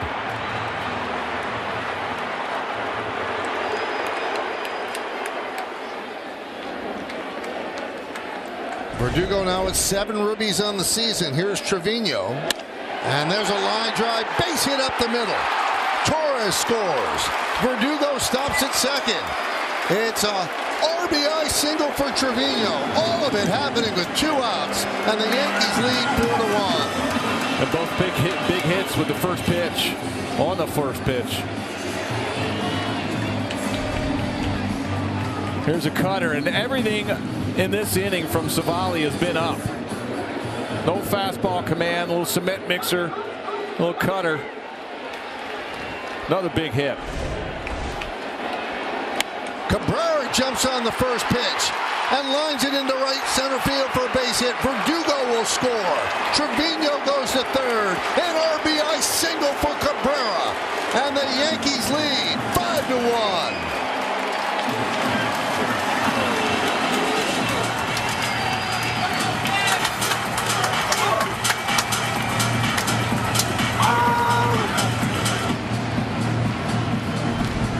Well, another cutter up in the zone. It jammed him, but because it was up, a little bit easier time to get it in the outfield.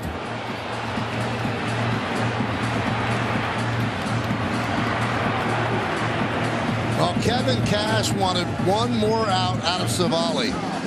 Not to be. All with 2 outs. Walk, walk, walk. Double, single, single. Savali knocked out of the game. They go to the bullpen. The Yankees have a lead.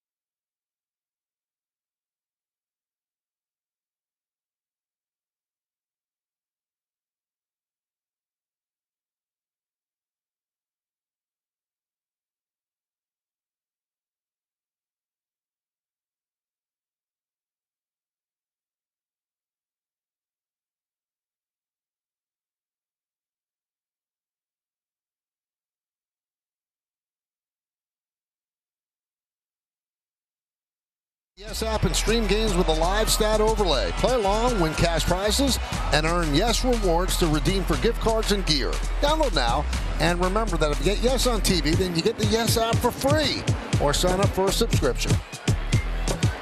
3 straight hits with runners in scoring position. They were 3 for 17 prior to that in this series. All with 2 outs. Maton on the mound against Volpe. Pitch outside, 1-0. 3 straight hits on the first pitch. Jeff, did you see just fatigue hit him all of a sudden, or did the Yankees have a different approach? Well, fatigue definitely hit Savali. Everything was up in the zone, and it wasn't very sharp. He didn't have any kind of command with his fastball. He gave up 2 hits on that cutter. Both Trevino and Cabrera on the first pitch. And his struggles just continued here at Yankee Stadium. He had a 4.80 ERA in 3 starts. Savali did here. 3-0 on Anthony, and on deck is Soto, who started the inning innocently enough with a ground ball to short. All of this has happened with 2 outs, 3 straight walks, 3 straight singles.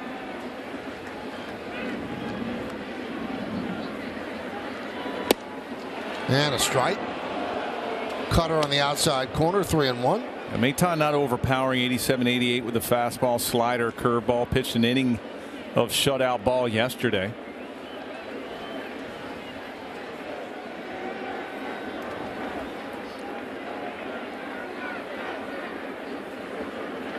Swing and a miss, 3-2. Well, that will release Cabrera at first.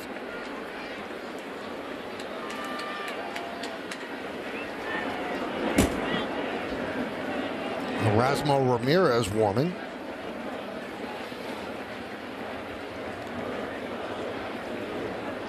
Tampa's bullpen has a 5.54 ERA. Here's the payoff. Swing and a miss. Volpe down on strikes. But the Yankees send 9 runners to the plate. They put 4 runs on the board. It's 5-1 Yankees.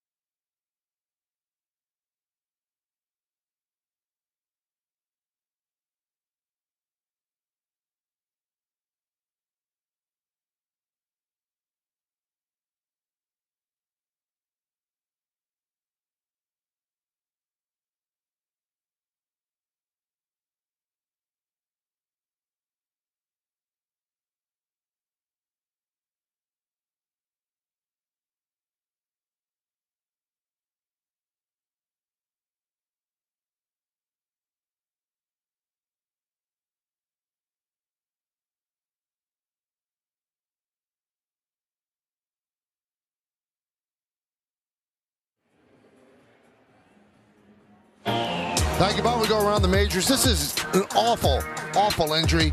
Mets have been playing great. Alvarez rounding first, and he fell down, and all of his weight on his left thumb. He's going to have a torn ligament, require surgery, no timetable for return. Scherzer might be back shortly, and Barrios has been unbelievable pitching. Yeah, he's got great stuff there in Toronto, and you mentioned Scherzer. They were thinking end of May, and now they've moved that up maybe to the beginning of May for the Rangers to see him back. Rosarena cracks one into left center field. On the run, Verdugo, and he slides to make the play. To the delight of Heel. Well, it looked like Verdugo, he went back and then came back in, maybe fooled on the swing. But nice catch, nice recovery.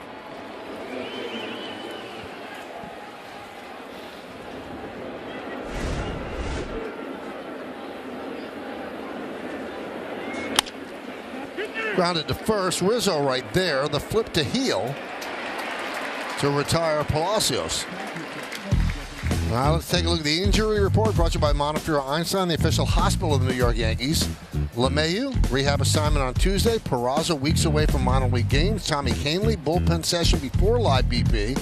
Lou Trevino, 2 weeks from live BP sessions. He's going to be quite an addition to the bullpen. Scott Efros, minor hiccups in rehab.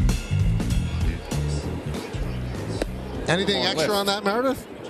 Well, Michael, there wasn't enough room on that graphic, but John Birdie is going through his running program. He expects to hopefully go on a rehab assignment next week as well. Could give the Yankees another option when it comes to infielders. But you mentioned the minor hiccups for Scott Efros. That mainly being after having the original surgery, he hurt his back, which required more attention. So a little bit further behind. But you mentioned Trevino and Tommy Kahnle as well. Could be big additions for the bullpen. The Yankees originally thought they'd have Kahnle back by now. He in spring training had a little bit of a hiccup, but Aaron Boone said he talked to him the other day, and he's very excited with where he's at right now. So expect for him to throw some lives, and then if that goes well, a rehab assignment thereafter.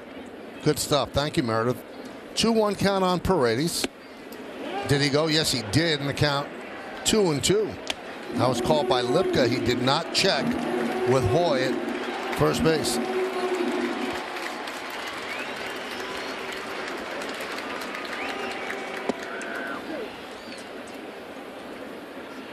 Heel is free and easy today, and Jeff mentioned earlier just the one walk, and the walks have been an issue and have driven up his pitch count, but he's at 92. And the announcer jinx as he walks Paredes. Yeah, the changeup 3-2. You have a 4-run lead. You have 2 outs. You know, that might be a situation where you just say, hey, here you go. I'm going to challenge you with the fastball.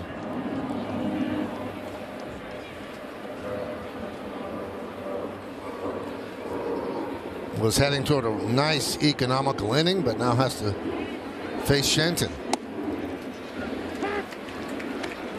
0-1. You know, he's got a great arm, but what's impressed me is that you usually don't see this from a young starter. How you get to 94, 95, you know, first couple pitches, and the next thing you know, he's got more in the tank when he gets ahead. And then you're seeing 97, 98. He's like, all right, I need a strikeout. I want to swing a miss, and he gets it.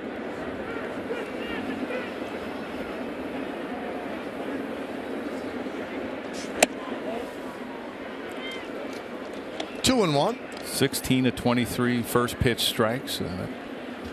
One of the reasons why you only saw the second walk there.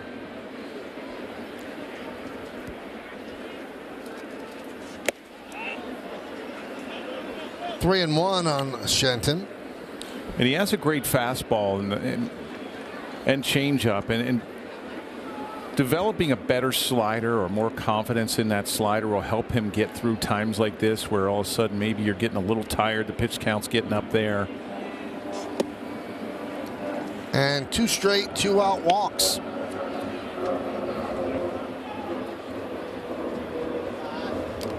Just having that extra pitch, that third pitch that you feel, okay, hey, I'm not really great with my fastball command right now. It looks like that might be it. That slider will definitely help him get back into counts. Well, Heel will get a nice hand from the stadium crowd. 2 quick outs here in the 6th, then 2 straight walks. That'll knock him out. So 3 walks on the game. Boone gets the ball, will signal for Luke Weaver, and Heel gets a hand at the stadium.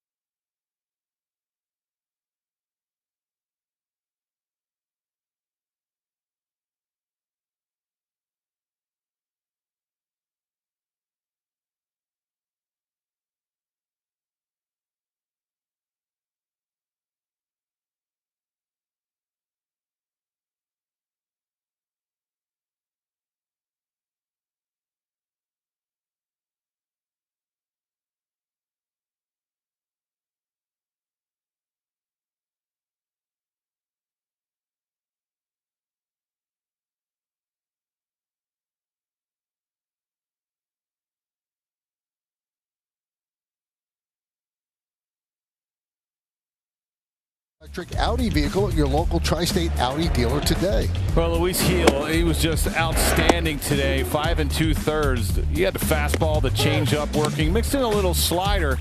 9 punch-outs, a career high. Outstanding job for the 25-year-old. So here's Rosario against Weaver. Gil, an interested observer. One pitch, ground it to Rizzo, over to Weaver, and he does the job and gets out of a jam. No, he missed the bag. He missed the bag, and Rosario will reach. Also dropped the ball, didn't miss the bag. He dropped the ball, and the bases are loaded, so that's going to be an E1. Well, it was a great feed. I don't know. Maybe he took his eye off of the ball before he. There you see he looks at the bag before catching the ball, and then it drops out. You watch him. He takes his eye off the ball, and he's looking for that bag.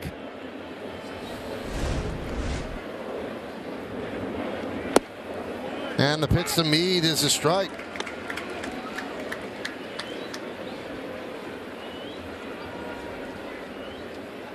This is the first time that Weaver has gone in back-to-back days in his career. 0-2.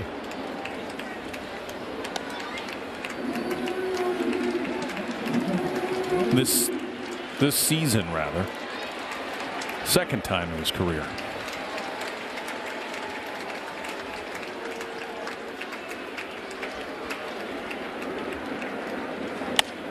Fouled away.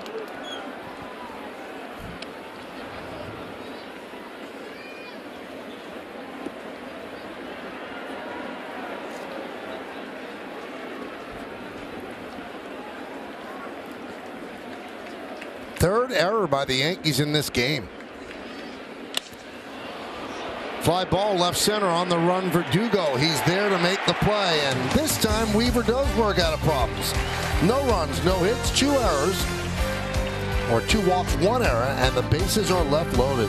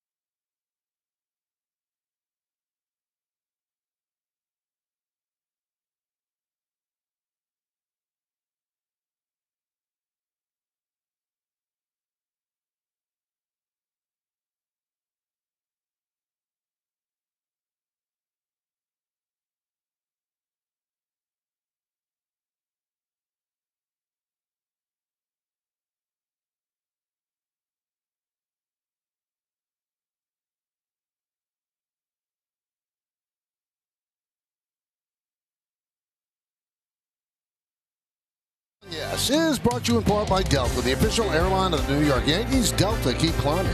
And by Ford, the official SUV of the Yankees.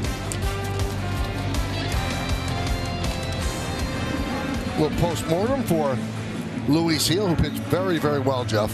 Outstanding.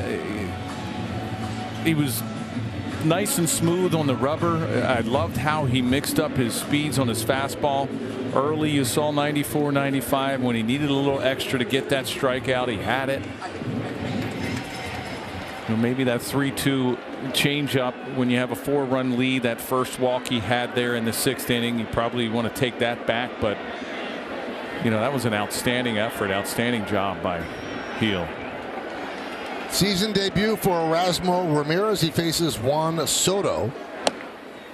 And a strike. Soto's 0 for 2 with a walk and a run scored today. Yankees lead 5-1. We're in the 6th.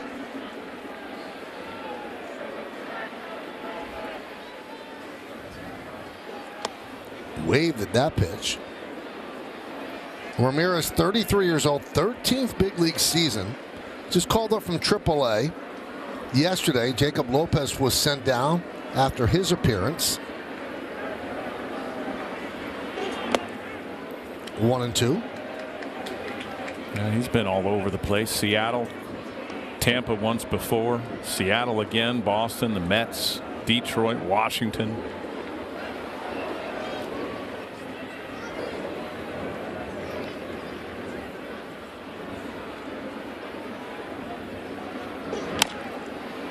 Grounded to first.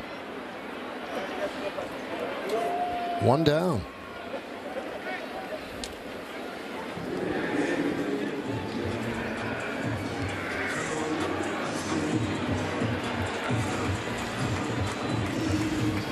Now to bring up Aaron Judge. Judge 1 for 3.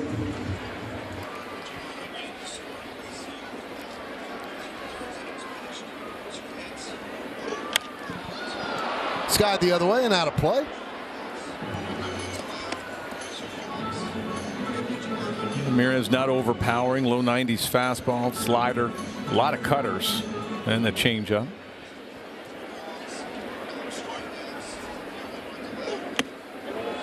Check swing. He did not go, said James Hoy.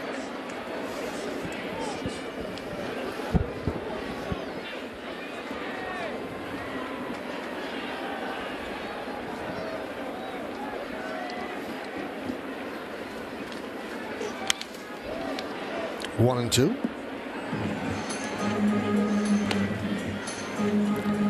Next up for the Rays, 3 games against the Tigers. And for the Yankees, it's 4 games against the Oakland Athletics. Tomorrow's a 1:05 start.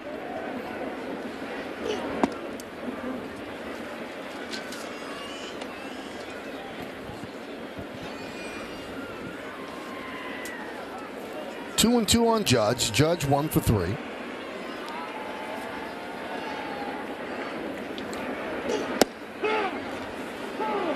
Strike 3. Judge down looking. Well, tomorrow afternoon, as I mentioned, it'll be on Yes. Yankees homestand continues as the Yankees kick off a 4-game set with the Oakland A's. Coverage will begin at 12:30 with the pregame and first pitch scheduled for shortly after 1. And remember, if you get Yes on TV, then you get the Yes app for free or sign up for a subscription. The J.P. Sears, former Yankee, against Carlos Rodon. In fact, the 4 pitchers for the Yankees in the series, Rodon, Stroman, Schmidt, and Nestor Cortez, who pitched so well yesterday. Ground ball short. Caballero. And that'll do it. Yankees go down in order against Erasmo Ramirez, and we'll go to the 7th.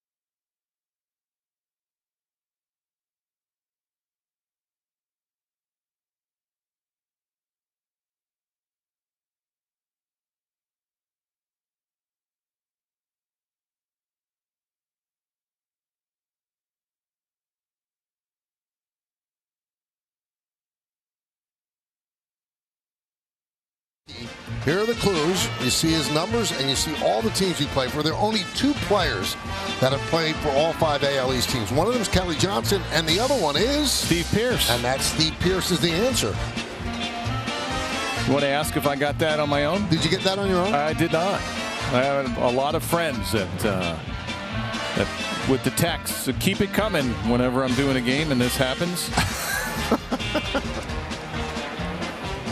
So you have some difficulty when you actually did not play on the same team as a guy. Yeah, exactly.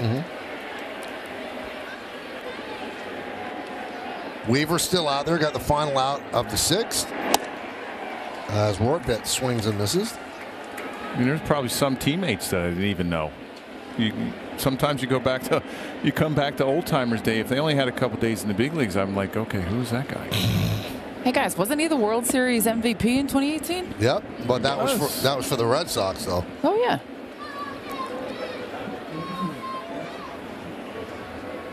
Michael, I forget everything, and I actually knew that one. Nice job. Remarkably. I don't know what I did 5 minutes ago, yet remember Steve Pearce. I remember when Pearce was on the Yankees. I'll never forget this. So the Yankees, after the game, were heading to the airport for their charter. And I guess he was struggling, and I was sitting behind him on the bus. Fly ball shallow left coming on Verdugo. And he sat there for the entire ride, smashing his head on the seat in front of him. Like, continually just smashing his head. I thought he was going to, stop a concussion. He was intense, man. Wow. I tend to forget everything that happens in Boston. I would say the setup of the bullpen in Boston is not good for you. You're somewhat volatile. Well, and also you're right on top of the fans. I mean, when you're warming up. You're probably 2 feet from the fans there. I once asked Mariano the toughest bullpens, and he said, well, Fenway is tough. Right. He said, but the worst is Seattle because people are over-caffeinated and there. The microbrews start kicking in around the 7th inning, and it's all chain linked out in Seattle. So they're just yelling at you right there. You know, in Boston, it's the bullpens are small, and the mounds are really close together. So usually when you go left-right, and when you have 2 guys warming up, you have a lefty or a righty. You're throwing so you're not falling into each other. But because when I warmed up, I couldn't throw close to the far side of the mound, close to where the bench is, because I would hit. There's a bathroom that sticks out. So we would have to alternate throwing. Like, okay, say Graham Lloyd or Mike Stanton, okay, your turn, and then I have to go. Because throwing from the right side and throwing 3/4, it was way too close to the bench in Boston. Now, you could hear everything they say. Did you ever answer them back? No, because then it's just you're putting fire on the fuel on the fire. No. 1-2. Caballero hits one to right field. Soto is there. I had one guy in Anaheim, and he was right by our bullpen, and it was nonstop for years. And I was the only one he'd always get on, and I never said anything. And he was right. I mean, right when you go into where we sat down in the bullpen, every time I'd get up, he would say something about your whole family. And finally, after like 5 or 6 years of him doing it, he called me over and he says, "Listen, I'm done. I can't get on you anymore." He says, you have not said one word back. And I shook his hand, and ever since, like the last 6 or 7 years, I talked to him every time I'd go there, and he was fine. He was good. You wore him out. Yeah, he went through my whole family tree every time I'd get up to throw. But you hear everything. If a player tells you that, oh, I don't hear what the fans say, they're full of it. The 0-2. 1-2.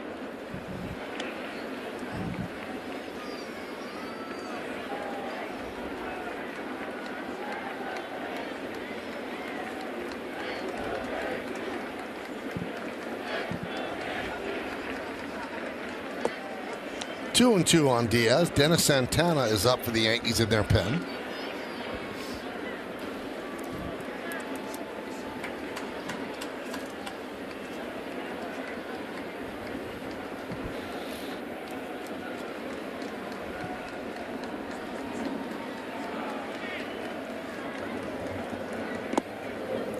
Count full on Diaz. Diaz is 0 for 3. We're in the 7th inning. Yankees lead 5-1. The rubber game of this 3-game set.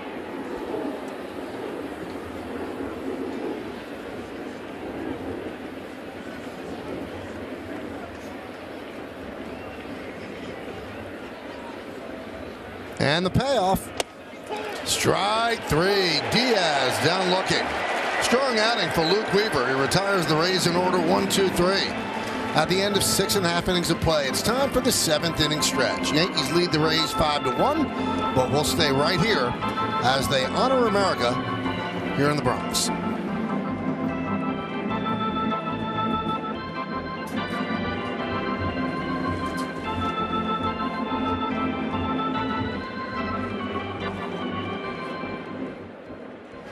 Ladies and gentlemen, will you rise and remove your caps?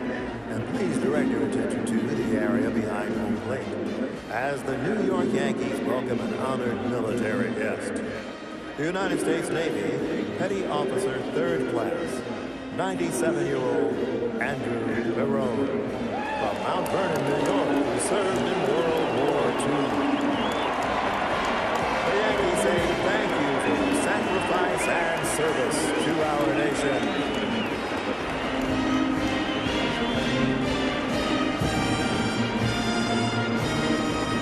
And now, Robert Merrill's rendition of God Bless America.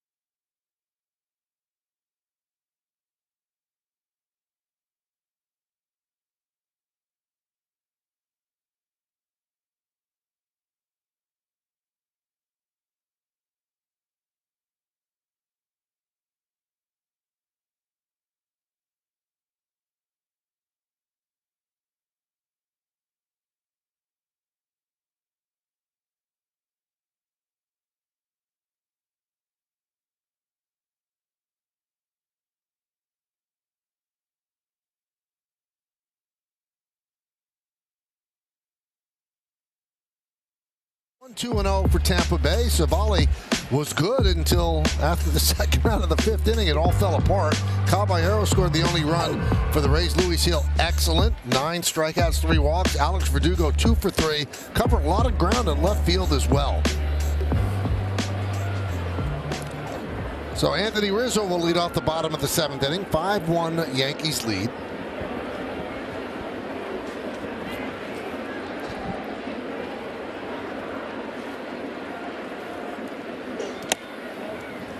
Jeff, I got to tell you a story. Meredith Morakovitz just crushed me emotionally, spiritually. This was during the commercial. Hurt me. And? He's sensitive, Jeff. Why Let's start and how? there. So she says with this, like, kind of a grin, she goes, have you ever been to Fort Charles? Which is the inn steakhouse in the city. Can't get in. Try. My wife wanted to take me over for my birthday. They say we get in 4 months. Fort Charles? Fort Charles. Fort Charles. Right. So Aaron Boone had recommended it to me. Can't get in. And I said, no, I've never been there. I heard it's great. She goes, I'm going tonight. Meredith doesn't eat steak. She doesn't eat meat, Jeff. Why would you go there? Because she just wants to be that person and just rub it in my face. First of all, you know I am not salad? that person. Second of all, don't be jealous, Michael. No, I'm totally jealous. It's unbecoming of you. I'm envious. That's not as bad as jealous. I'm envious of you. I can't get in. And you're going in. You don't eat the food they serve there. I'll find something. Wow. Let's not let the details get in the way of a good time. It's supposed to be great French dips and really? Yeah. I'll take some pictures and send it to you. Thank you so much. Yeah. Why don't you try some French dip? Maybe I will. Maybe tonight's the night. Goes to a steakhouse and just because? Because she can. Well, they generally have good other food. It'd be like if I went to a great sushi place. What would I do? He'd never do that. You're looking for steak. Right. He would never do that. And Jeff, ask him all the times in the decade plus that we've been on the road where I've gone to the group dinner at a steakhouse because nobody asked where I wanted to go. We could have gone to sushi, but I knew Michael wouldn't like that, so I just... Good soldier. Well, and how did she get into this place? She's very, very close-mouthed about it. Oh. I asked her that. She had like a little twinkle in her eye, and she said... drop a Yankee bomb on him? No, you haven't even dropped a Yankee bomb on him? I could not get in. I tried everything, and they said, we get in 4 months. 4 months? Yeah. If I can't get into places, I'm dropping a Yankee bomb. Sometimes the Yankee bomb doesn't work. I have a feeling it works for Aaron Judge. Yeah, if Aaron Judge drops a Yankee bomb, if Michael Kay does, I don't think it has much weight. I think it does. Michael, maybe I'll FaceTime you from the restaurant just to try to give you the authentic experience. You know what? Why don't you do that, Meredith? Because I'll be sitting there eating gruel at home. There it is right there. The aged. That's what you're getting tonight, Meredith. Can't wait. It's going to be delicious. Oh, man. So wrong.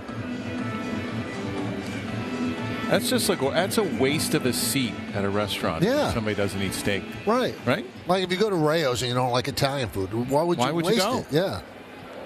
So I shouldn't ever go anywhere? Not anywhere. No. I mean, you don't eat half the things on any menu and you still go out to eat. But there's always steak. There's always some kind of steak. And I don't think you're going to get Branzino at Fort Charles. I just don't think it's happening. 2-2. Popped up. Chenton makes the play. Help America to never forget. Donate $11 a month to the Tunnel to Towers Foundation at t2t.org.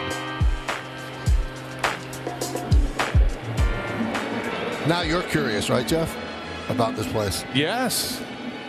I've never heard of it before. You should drop, the 4 championship rings. I will. If I couldn't get in, I definitely will.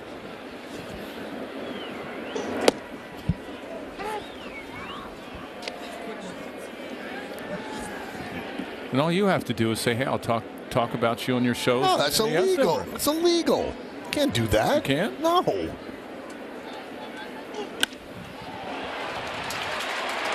Another base hit for Verdugo, having himself a big, big day.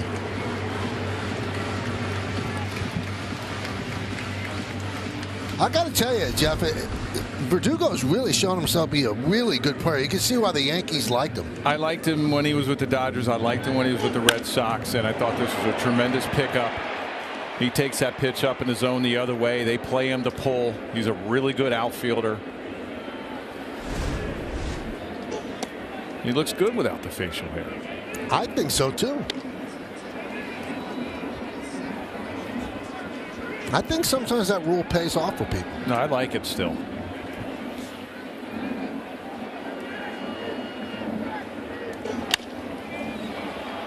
Grounded to short. They go the short way to get Trevino. And we go to the 8th. Yankees lead by 4.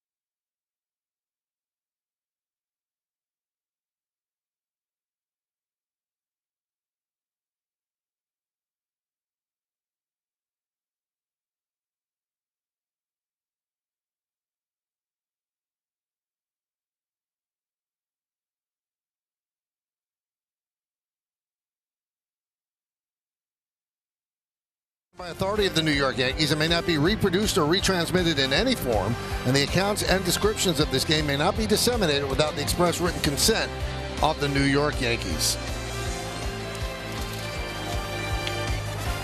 Yankees trying to lock down another series, and they will call on Dennis Santana, who's pitched well so far for them.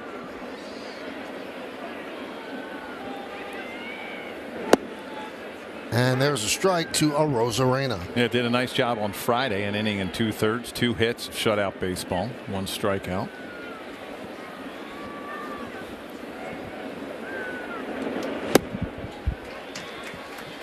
Nice slider, 0-2. Yeah, good fastball, good slider. I saw him today out on the field. He's a big guy. Tall guy.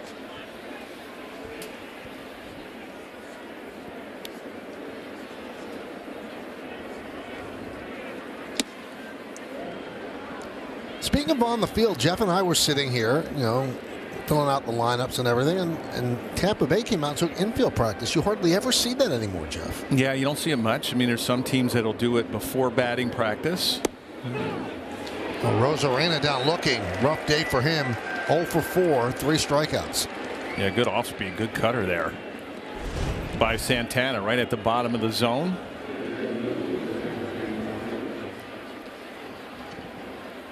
You see that little tight cut spin. Doesn't break too much right at the bottom. I've asked a lot of baseball people that why they don't do it anymore, and they said it's more important for the players to be fresh for the game. Well, and a lot of them do it during batting practice. There's a lot of ground balls to the middle infielders, first baseman, third baseman. That one's looped into left field. It's going to dunk in for a base hit. So Palacios with a single. He's 1 for 3. And that's how they got their infield. This is just a cutter inside. It was up. jammed him. Got enough of it to hit it the other way. Probably like 30, 35 years ago, a lot of teams used to do it first time into a city. The visiting team would take infield. There used to be a time that you used to take infield and outfield. At the pitchers, a lot of times the relievers, we were the cutoff guys during outfield when you went into a visiting city.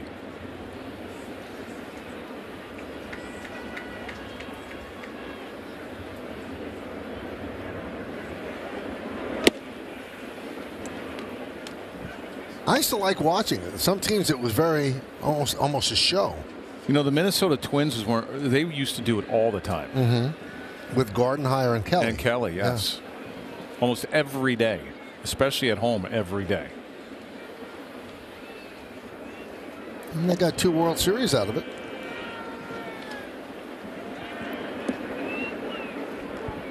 There are some teams that would mime without even using a baseball. And why would they? What's that? Don't know.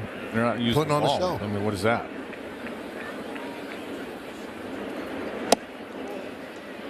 Two and one on Paredes. Charades type infield? Yeah. No sense. It's like going to a steakhouse and not having steak. Ooh. Excellent point. Feels like a dig. Very discriminatory. Sending you pictures too, Nelly. You know what? I was actually starting to feel bad too, and I was thinking about seeing if I could get you guys a reservation, and that is off the table.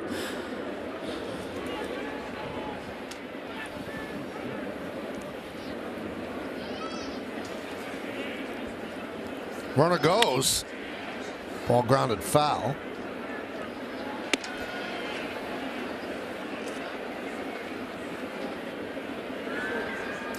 Paredes 0 for 2 with a walk today. 5-9-3 for the Yankees. 1-3-0 for the Rays.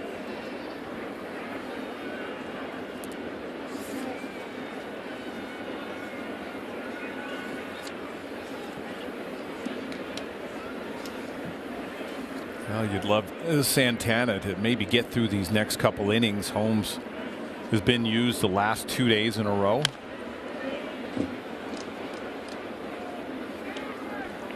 You know, we gave the schedule during the game yesterday. 4 games against the A's, no off day.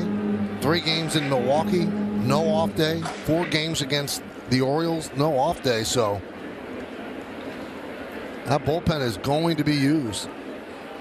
And you really like the effort that the starters have given with Schmidt getting into the 6th, getting out in the 6th. You had Cortez give you 7. And Heel 5 2/3.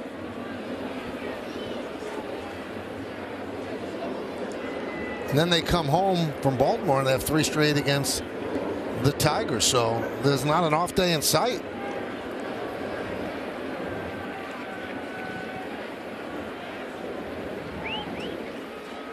Warner goes. Hit sharply and foul. Boy, Palacios is getting his running, and he's not just jogging when he takes off. He's running hard. He's got to be winded. He's a young kid. 17 games in a row the Yankees have coming up.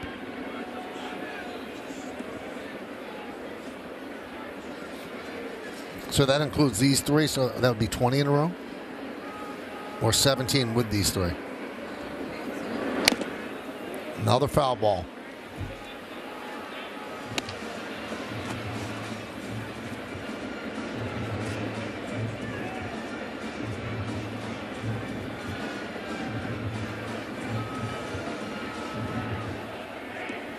Yes, including these 3, it would be 17 straight. So this, and then 2 weeks straight without an off day.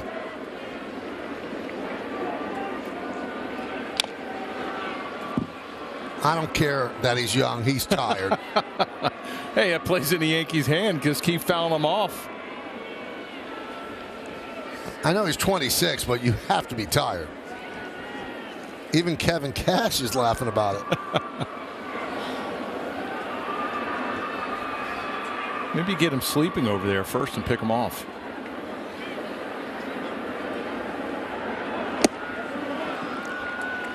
And there's ball 4. Paredes works a walk. Palacios takes a breath. We remind you to come out to Yankee Stadium on Friday, May 3rd when the Yankees take on the Tigers. It's Yankees Tumbler Night. And the first 18,000 guests 21 and older will receive a Yankees tumbler courtesy of Budweiser. Tickets are going fast, so get yours today at Yankees.com. 5-1 Yankees lead. We're in the 8th. Here's Shenton. Considered the 7th best prospect in the Rays system, according to MLB.com.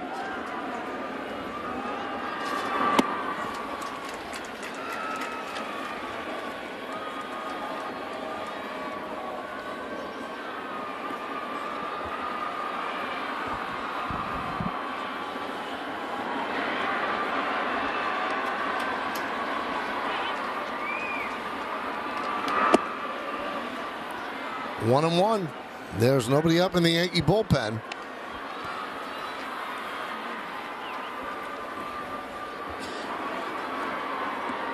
Mike Harkey's all alone.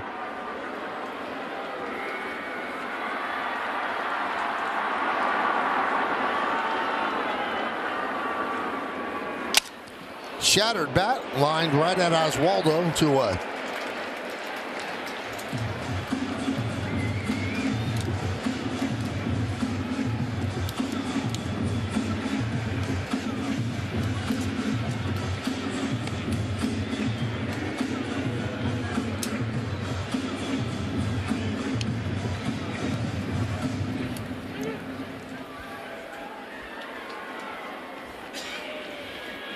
Here's Rosario.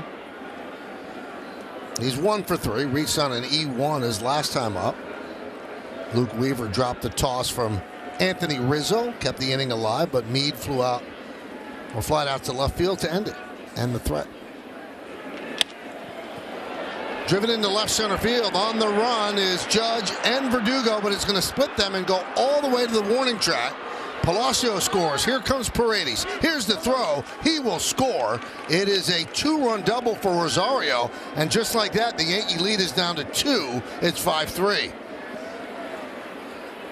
Well, Santana tried to get ahead of Rosario with a slider, and you see where this is. It just stays out over the middle of the plate and doesn't have that break down and away.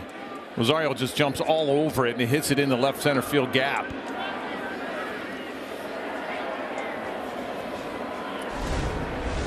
So here's Curtis Meade. That one's foul back. And now Victor Gonzalez heating up.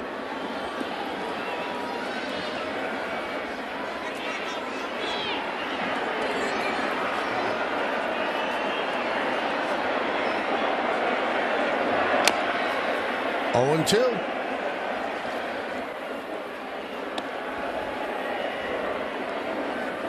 So Meade 0 for 2, reached on catcher's interference in the second inning. One of the 3 Yankee errors. I swear, if you're going to throw a fastball, you would love to see it inside. You know, that pitch right there, you overthrew. If you get 0-2, so it really doesn't do anything, that pitch there. If you want to get 0-2 and you want to set up the next pitch, you want to go inside with the fastball, breaking ball away. Let's see what he does with this pitch. And there's a base hit to center field. Rosario is going to score. Meade with an RBI single, and the Yankees are up 5-4. Well, the slider doesn't have great bite today for Santana. This one, again, just catches too much of the plate. There you see it just spins. Doesn't have the breakdown and away. And that fastball, that previous pitch, that needed to set up that slider, and he didn't get it in. Trevino wanted the ball inside. And when you miss down and out over the plate, it really does nothing to set up that slider. That's why Meade was on that.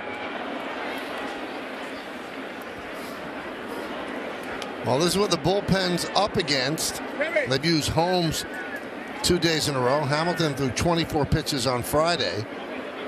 You can go to Marinaccio, Morris, Gonzalez is warming right now. Ferguson through 21.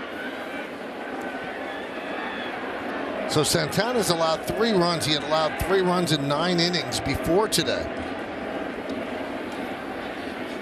Well, you want this series to be interesting. Does Holmes go 3 days in a row?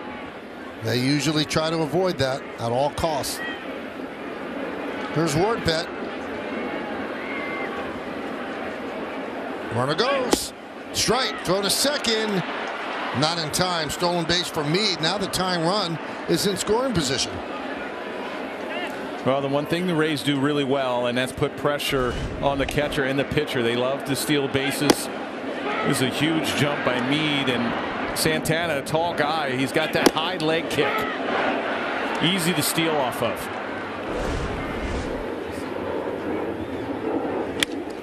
That one is lined to right field, coming on Soto, and he makes the play for the final out. But the Rays creep closer with 3 runs. It's 5-4.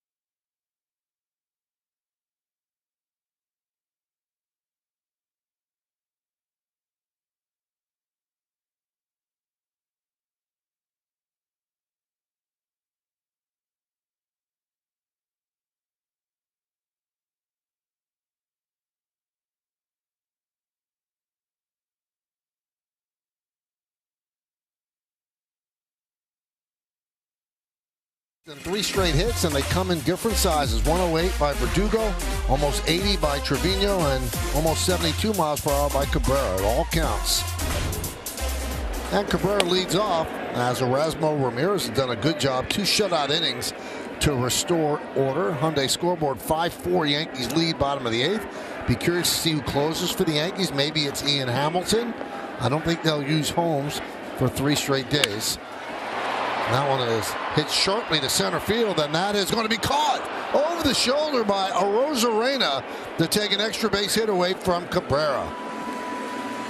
Not a whole lot of time in center field. His last time he played on Friday. Arozarena had a really bad jump, late break, but he gets back and is able to recover to make the catch. Even the one he made in right center field got a late break. Last time he's played center field was in St. Louis. Usually a left fielder. Series usually the one playing center field for the Rays. Well, looks like Gonzalez is going to get the 9th inning. Yep, he's the one warming right now. Volpe 0 for 4 today. Grounded to third. Paredes.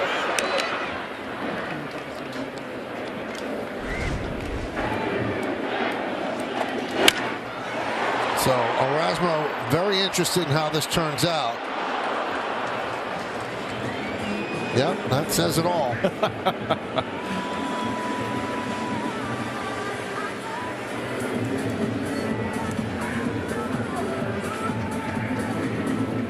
When a guy made a great play behind you and you're back in the dugout, you ever thank him? I'll high five him in the dugout, but not on the mound. I'm like, hey, you got to make those plays. You should. You got a late break. Now I'd high-five them all the time in the dugout.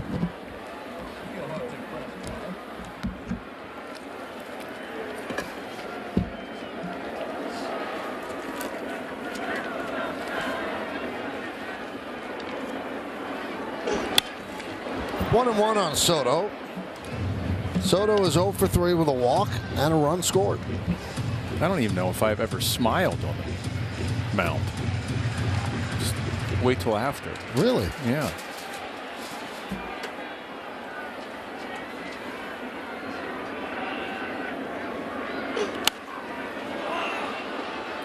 He just missed that one. That was supposed to be in, that cutter.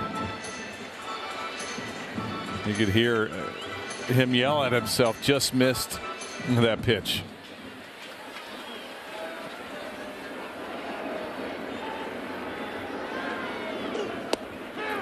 Strike 3. Soto down looking. 3 shutout innings for Ramirez. How do the Yankees close this out? We'll see. We go to the 9th.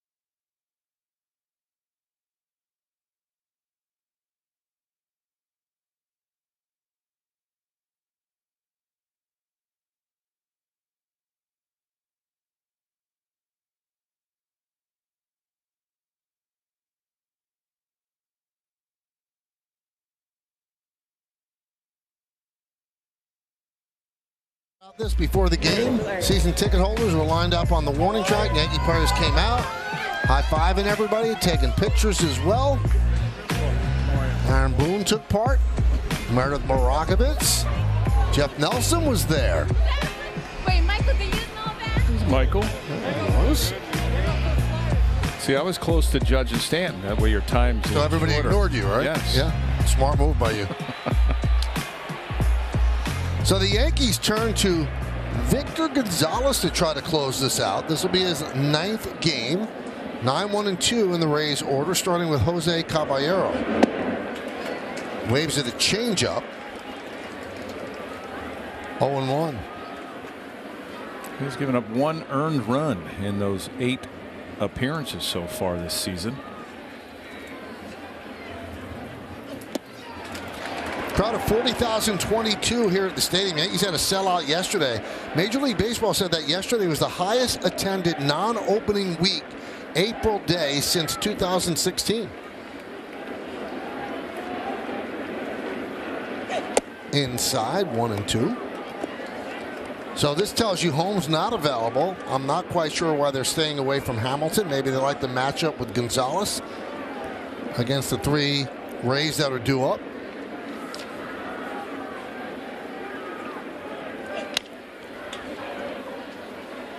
Rays make you work. Hamilton a little flat the other day and Friday. Some of his pitches were up. That Schlambio did not have the break that it normally does. Maybe that's one of the reasons why they're giving him a couple days off. Strike 3. Caballero down looking. Hey everybody, stay tuned after the final out for today's WB Mason Yankees postgame as Bob Lorenz, John Flaherty, and Dave Valley will have highlights and analysis. Meredith gets player interviews in the clubhouse, and you'll hear from Aaron Boone on the manager's report. Plus a look ahead to the upcoming series with the A's. 4 games against Oakland. Here's Diaz. And a strike. Diaz is 0 for 4.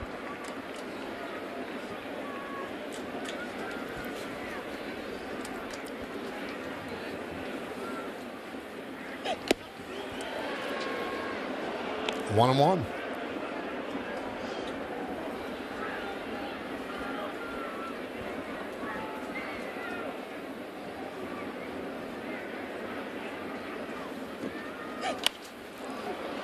One and two on Yandy Diaz. The Yankees trying to win another series. The only series they've lost this season is the one they just completed in Toronto. They lost 2 out of 3. Grounded up the middle. Gleyber Torres fields, sets, fires, got him. Nice backhanded play up the middle by Torres. Yeah, great play. You were wondering if Gonzalez was going to get a piece of this and maybe deflect this ball somewhere, but nice job by Torres. A little sidearm throw. Good backhand play. Sidearm throw over to Rizzo. Nice job. Here's a Rosarena. He's 0 for 4. 1 out away. Yankees lead 5-4. And a strike. Backdoor slider hit the outside corner 0-1.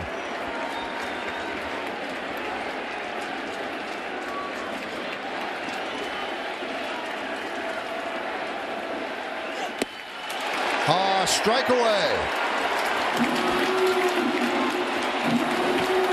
Well, you can do anything you want here. The change up, down and away. You can even climb the ladder up and in with that fastball.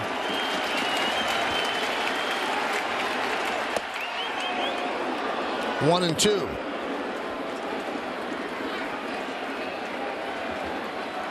That pitch there might be the only thing he might be able to handle is a slider down and in. He's speeding up his bat. You go fastball in.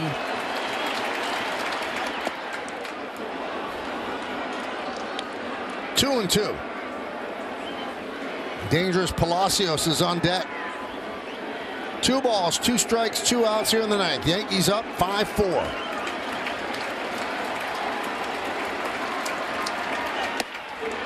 Three and two.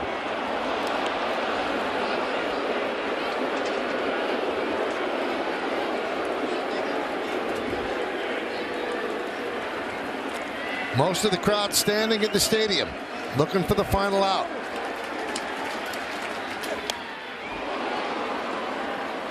Foul back to slider. Yeah, good pitch. Backdoor slider.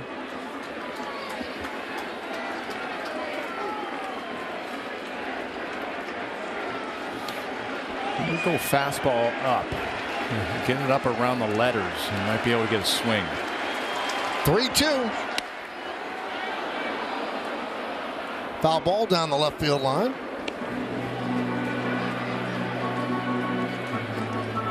It's the only pitch I think you need to stay away from is that slider breaking in to a Rosarena where he can just drop the head of the bat. Big pressure, high leverage spot for Victor Gonzalez. And the pitch. Foul ball stays alive. Fouled off a changeup.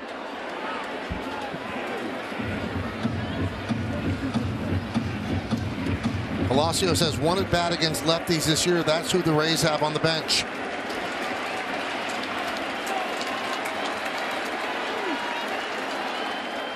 And a walk to a Rosarena, so the Tampa Bay Rays are still alive. And Palacios is called back to the bench. And they're going to send up Harold Ramirez.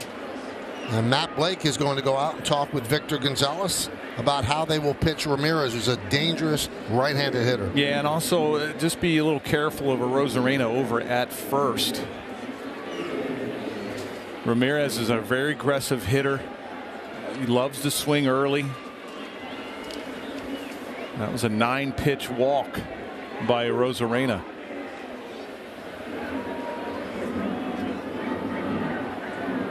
Ramirez has some power as well. He's someone you got to watch with the fastball early, especially first pitch.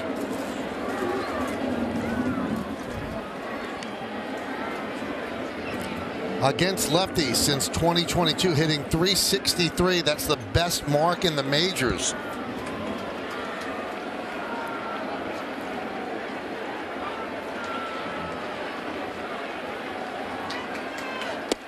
And Kevin Cash is allowed to make this move without worry because there's nobody up in the pen. So there's got to be something up with Hamilton. And we know that Holmes has pitched 2 days in a row. Well, they just don't like the way Hamilton looked. 0-2. Yeah, everything was a little flat on Friday. He gave up a couple runs. Hamilton did. The slider was up. Fastball location a little off. They might give him a couple days off. You know, if they're not going to throw Holmes 3 days in a row, obviously he's not available. And the 0-2. Spoiled that one. Still 0-2. So Ramirez pinch hitting for Palacios. Paredes is on deck. Yankees trying to close this out. Arozarena leads off first. The 0-2. Almost like a tennis return there. Yeah, and he's covering about 6 to 8 inches on the outside off that plate. Ramirez is. You're ahead 0-2. You don't want to miss with the fastball, but if you want to get him off of the pitch away, you got to come in and up and in. Runner goes up the middle, knocked down by Gonzalez, scrambles after, fires to first. They got him. Ball game's over and the Yankees win. A dramatic finish in the 9th as Gonzalez scrambled after the carom and flipped it to Rizzo in time, and the Yankees can exhale. Well, that's a great heads-up play. You watch this, a ground ball. This is a ground ball to second base. He throws the glove behind his back. He stays with it. Watch this. Around his back, deflects it. Little bare hand. Work on this on spring training. Nice job. Outstanding victory to win this series for the Yankees. Clutch play on the super shot. Gonzalez stayed with it, got it to Rizzo to get the sliding Ramirez, and the Yankees win 5-4. They won on Friday. They got shut out yesterday, but they win today, and they take 2 out of 3 from their American League East rivals, the Tampa Bay Rays. And Gonzalez is feeling it as he picks up the save, and somehow Aaron Boone got it done with Luke Weaver, Dennis Santana, and Victor Gonzalez to close this one out. So the Yankees win 5-4. We have so much more to come. Stay right here in the postgame after that.